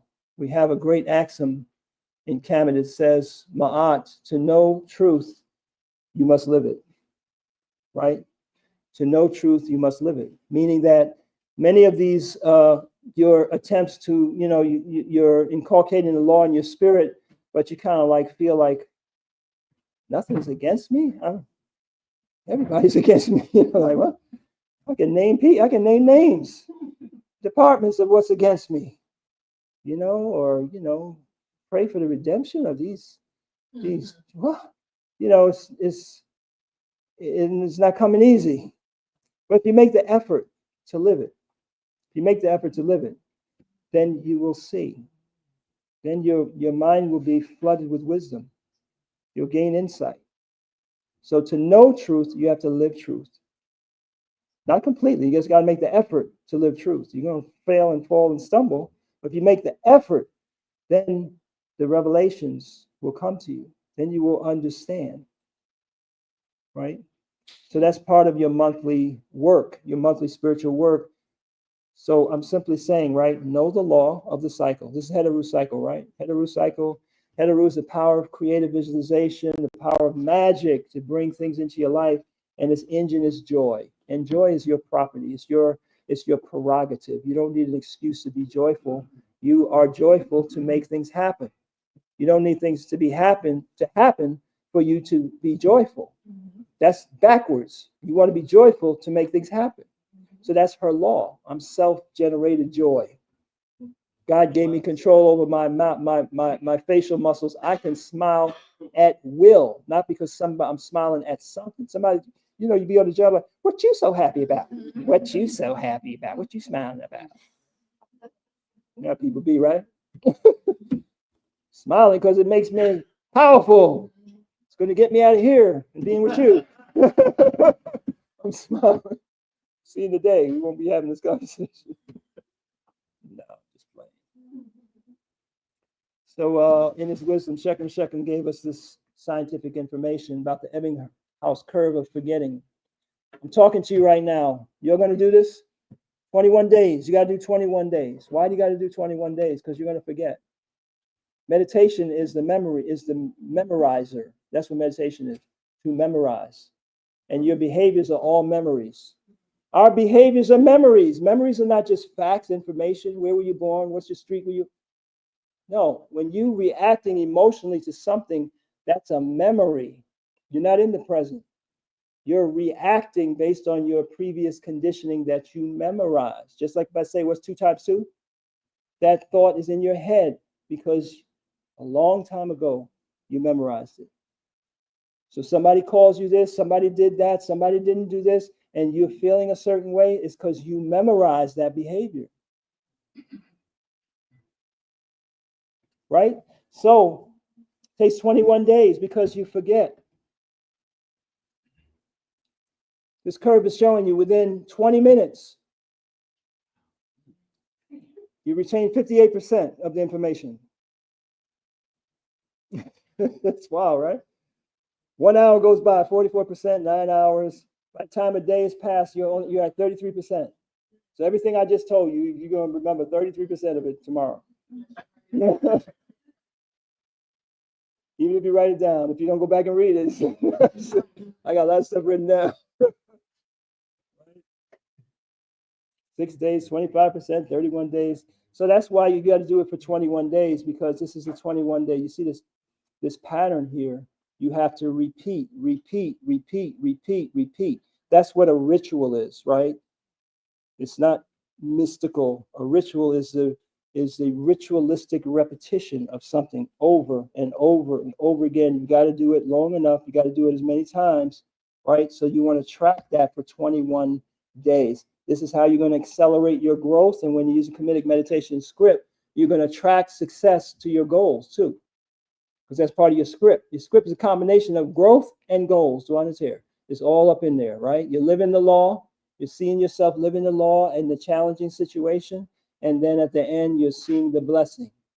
So you're telling your spirit to go get that, to make that thing happen, to motivate you, right? To move the environment, to bring that to you. You got to do that 21 days in a row. Start at the new moon. So we got samples of the meditation script in here, how to do the meditation script, the full detail of how to write a meditation script, which has levels. There's levels to that, you know. The information is in the Ma'at 11 Laws course. So this is meant to be a companion to that. It gives you a space to put your scripts down, gives you some prompts, right? Gives you a system, reinforcing how you do that. Let's talk about health for a minute. Oh, I left my phone. What did I do with my phone?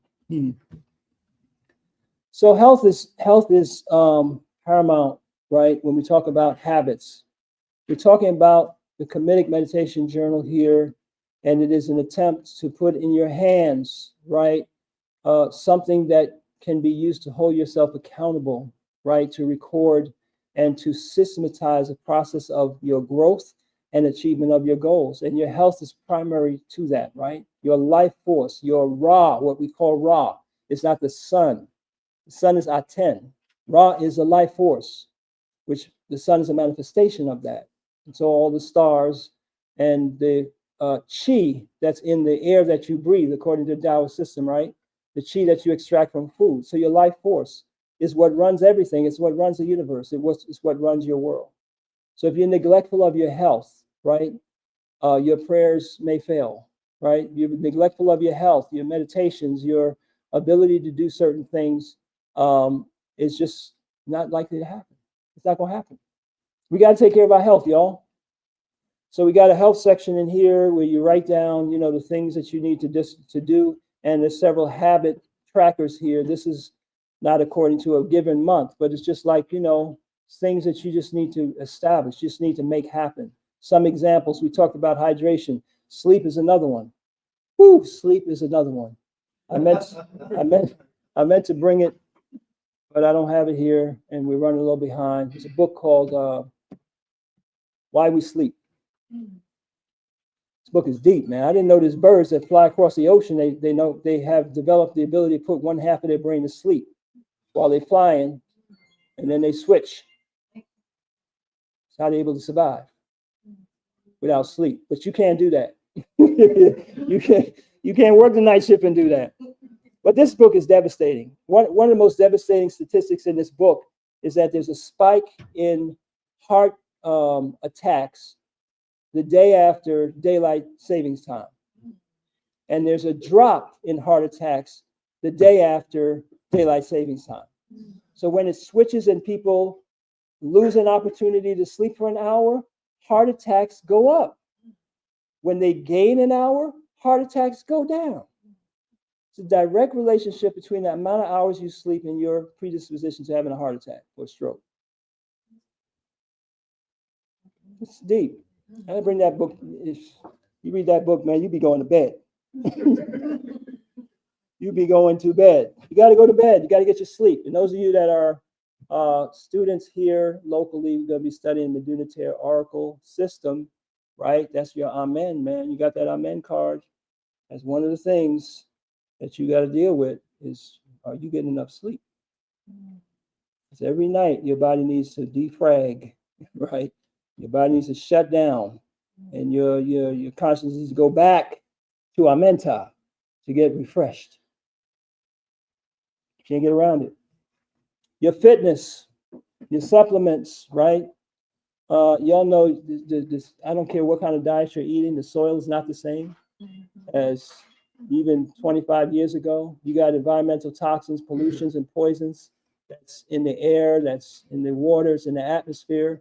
One of the things with new waters, we're proud to say we use reverse osmosis. Some people say, oh, that's dead water. You can have some live water with some plastic in it if you want. But microplastics were found at the top of the Alps and found at the bottom of the blue hole in the ocean. Microplastics are everywhere. They're in the water you're drinking. You're drinking plastics. Only way to get it out is put it through reverse osmosis membrane. So put the minerals back in it after you do that, but you got to clean your water. So you're being subjected to many toxins, many poisons and things. So it's not enough just to be natural. I'm just going to eat an apple. I'm just going to, you know what I'm saying? This is not the same world where you could just eat well and that's it. You got to get some supplements. You got to get sophisticated with some herbs and chelations and all kind of stuff just to be able to deal with the onslaught. So this is just some things to mention to you. Affirmations, Ra Qigong work, Qi work, envisioning. You know, this is just another mechanism. And one of the things we didn't talk about, but there's something magical still about writing something down with pen and paper. I know that's getting passe, right? I gave a birthday card to one of my son's friends. They couldn't read it because they don't teach cursive anymore, right? And soon just writing is like, who writes? Everybody's, you know. But there's a science called cryptology where they can look at your handwriting, tell what kind of mood you're in. So when you write something down, right, there's an emotional, energetic attachment to what's going on. So if you've gotten out of the habit, you may want to try that, right? You might also find with all your electronic devices and your notes over here, your reminders over there, whatever, you don't have a centralized place for your development, right? That's what the journaling thing is about, you know, because you go back 6 months later, a year later, especially when you went through a certain kind of cycle and learned a lesson, then you're in that cycle again, and you go back and look at what you were doing and what happened and what you said, and you wrote, and you're reading that. There's something powerful that happens with that, right? So every month is a personality evaluation. I think we're running a little behind. Y'all still good? Y'all got chi? Yeah, true.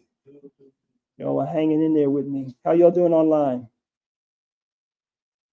Wake up. Turn that YouTube off.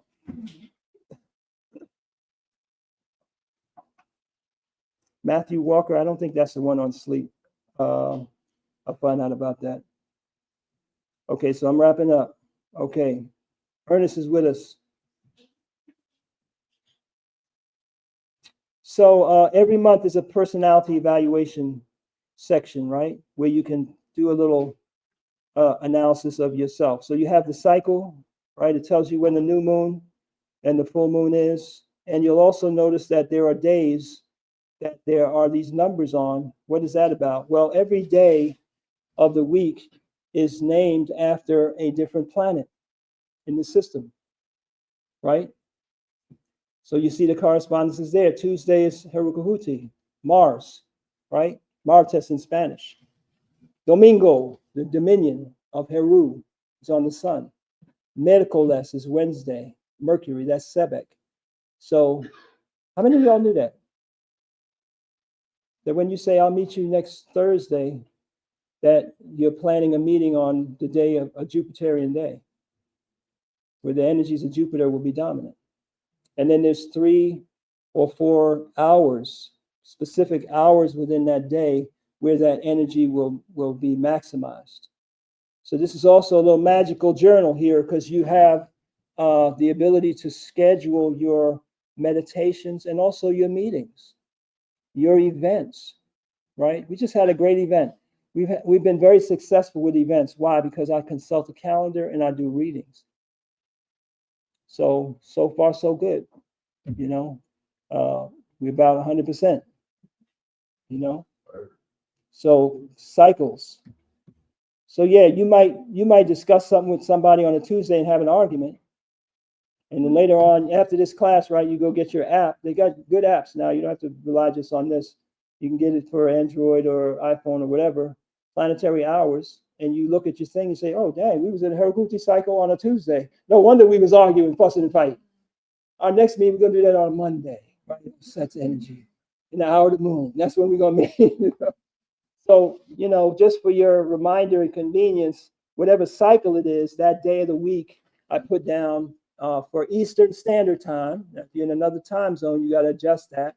But you can go to planetaryhours.net, planetaryhours.net, or you can get the app, and, you know, get with it, you know. But if I have a big project, then I'm going to meet in the hour of that energy that's dominant on that project on that day, if possible. You don't have to be stiff about it, but it just enhances what you're doing. So here's Heteru personality evaluation as a example, right? And this is Heteru cycle. So we have 2 columns: abilities to cultivate and liabilities to remove. So we have artistic sensibilities, right? Innate appreciation and talent for various forms of art, aesthetic awareness and creativity. So you might say, yeah, you know, I need to be more like that. I'm just, you know, need to cultivate that. Charm and social grace, you know, charming, cheerful, obliging social interactions, ability to make others feel comfortable. Diplomacy, skillful handling of interpersonal relationships. Tact and diplomacy and communication. Magnetism and attractive presence, the ability to draw people towards them. On the negative side, we got relationship struggles, superficiality, lack of self-love, overspending, right? Those kind of things. You might find yourself splurging and spending money for no reason at all, and you don't realize it's just that energy's on you right now. And the next month you get your bill and you're like, hey, it's Haraguchi cycle. I need to cut everything, you know? So this is just a reminder. It's one of the tools for you to just evaluate where you at in terms of what's being served up this month, right? How are you functioning? Number 1, in relationship to the law, the overall law, and then in terms of the personality expression, because that personality expression is what's going to enable you to channel that energy, that power. It's going to help you with your health and the achievement of your goals. So we have some prompts in here. What key spiritual readings? Some of you do spiritual readings, right? You got spiritual readings. So you'll find that things happen. What are the good time cycles to eat breakfast, lunch, and dinner? That's more of a health question. One general guideline is you don't want to eat late, right? Interfere with your digestion and your sleep. So as much as you can, you want to eat, you know, and probably eat lighter in the evening. Some people eat breakfast. Some people are more into the feast fast thing. So you got to really look at your own health situation with that. What are my key readings? So you might have a key reading, or as you start to live this lifestyle, you know that your child's incarnation objective reading, your child's destiny reading, your child's marriage or health reading, key reading, right, is coming up in this particular cycle. Well, that's the time for you to do some meditation for your child. As you're working on that, send that child some energy, some insight, you know, plan some time together, all that type of stuff, right? Without saying it, you know that that energy is there for you to use those leaves to heal the nation, right? Use those. So this is what you want to kind of log every month. Like, well, what are the key readings that I have? How can this netter contribute to the removal of a critical obstacle in my life, and so on, right? So there's a whole system and process here. Again, the most important 7 days, the sacred 7 days is the, here we go, the full moon, and 3 days before and 3 days after. So that's one habit I hope you take away from this, right? If you're a meditator, if you're working on spiritual development, whatever you're doing, as far as your self-care, your own development, learn to identify those 7 days, 3 days before the full moon and 3 days after, and make it sacred. Sacred just means that you're going to schedule yourself to be consistent in your meditation, in your study, whatever it is that you're doing, that you're going to hit that point of receptivity, right? So you can maximize your success. If you're not familiar, this is the Medunitaire Oracle system. You'll be learning that with us through Comedic Legacy's platform. And you notice there's astrological symbols on the cards that tie into what we've been talking about, these powers. So we did it. We got through all that.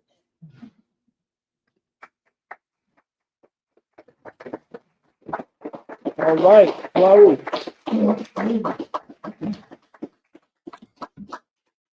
So if you have any questions, you can put them in the chat. We can talk about it. Anybody have a question here? Yeah. Yes, sir. Thank you. What's your name, Baba? Are we using the, say, the American calendar to track this, or are we using the African calendar? Well, we're using a sidereal astrology calendar, right? Vedic astrology. America has not produced a calendar. Yeah, you can show him that. And the calendar is in the journal itself as well. So the calendar piece itself is for the wall, right? You know, for you to hang up to remind you and to use as a regular calendar. The journal has the calendar information in it, but it's a diary. It's a journaling book. Okay, so let me put up the link for those of you who need to get one. You got that, Sakara? You got it? Put up the CametaStrologyCalendar.com.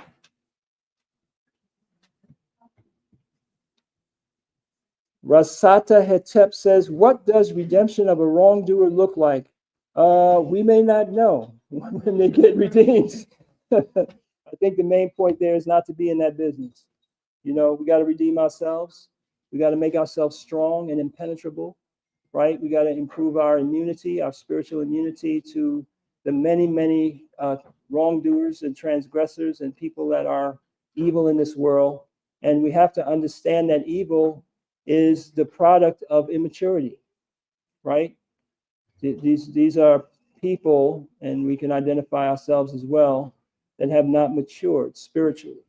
And that's what we're looking at. So that's why the punishment of the person is not really the focus, because, you know, it's like punishing a child for being childish. That's not gonna work out.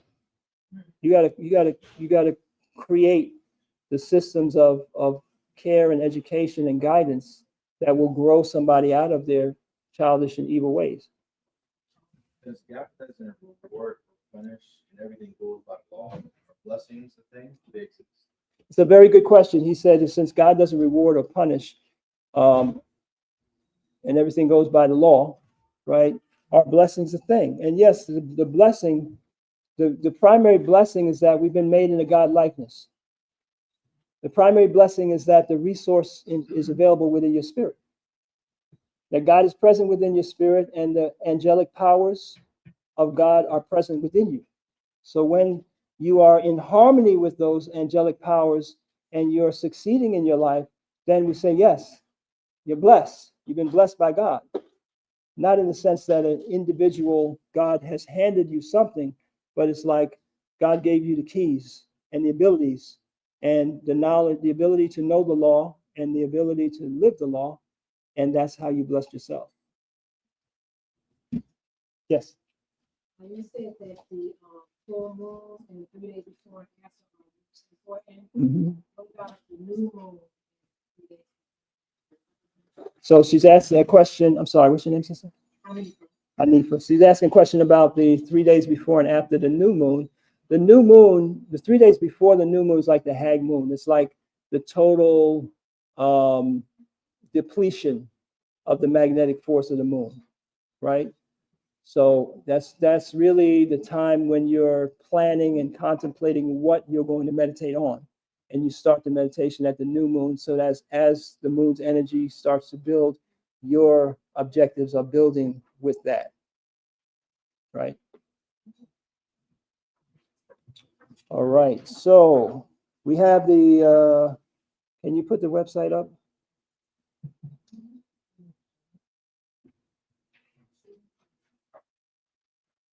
Okay, the UK wants the calendars. We're going to get it to you. How do we examine our predominant energy? Ida Clay says, predominant energy. You can do your natal chart, if that's what you're talking about, to determine your clan. You're looking for an app that does a sidereal chart, and you look at your moon position. Considering the 11 laws of Ma'at class, this is Janice. Is much of this included in that class, or should I buy the calendar in addition to the class? The class is giving you all the tools, right, for you to be able to execute what we've been talking about. It does not contain the calendar and the journaling workbook and all that type of stuff. All right, that sounds like it. So we're going to close out. We can play that as we exit the journal one. All right, thank you all for being here. Appreciate you. Oh, I didn't talk about comedic legacy. Let's go to comedic legacy real quick.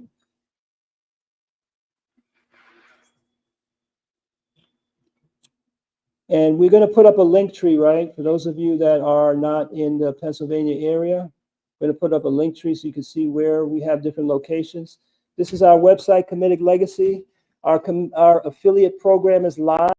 That means that if you enjoyed this class and other classes, you want to get the books, courses, like the new course on manifestation, that you're going to be able to do that on Comedic Legacy. And when you share that, you're going to get paid a commission, right? So this is our beautiful website.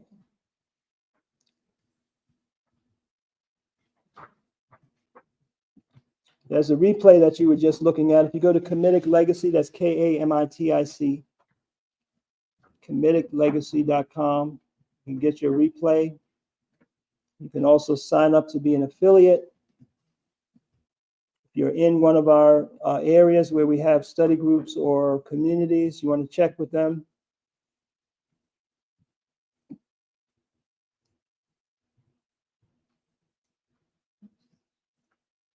So that is comediclegacy.net. All right. Peace and blessings, everyone.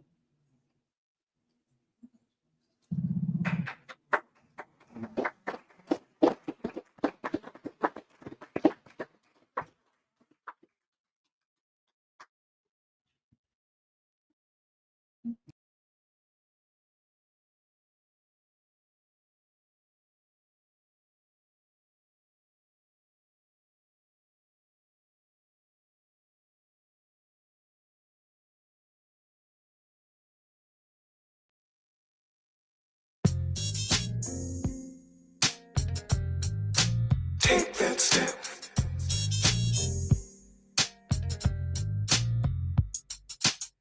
Over the hills, up the mountain, to the top, taking a step. No more spills from the fountain. We won't stop, taking a step. Over the moon, over the sun, we will continue to take that step. Over the moon, over the sun, we will continue to take that step.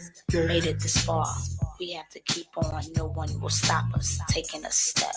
Flying to that stop, singing our song, sweep away the dust, taking a step. over the moon, over the sun.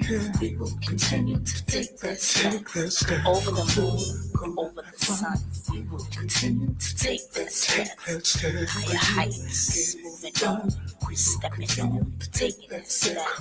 Keep on moving on, stepping up, taking that steps. We will continue. We will continue to take that step. Over the moon, continue. We will continue To take that step. take that step. We're gonna have fun. We will continue to Taking that step. feeling brand new, getting it done. We will continue to Taking that step. taking our step, Taking that step. taking our step.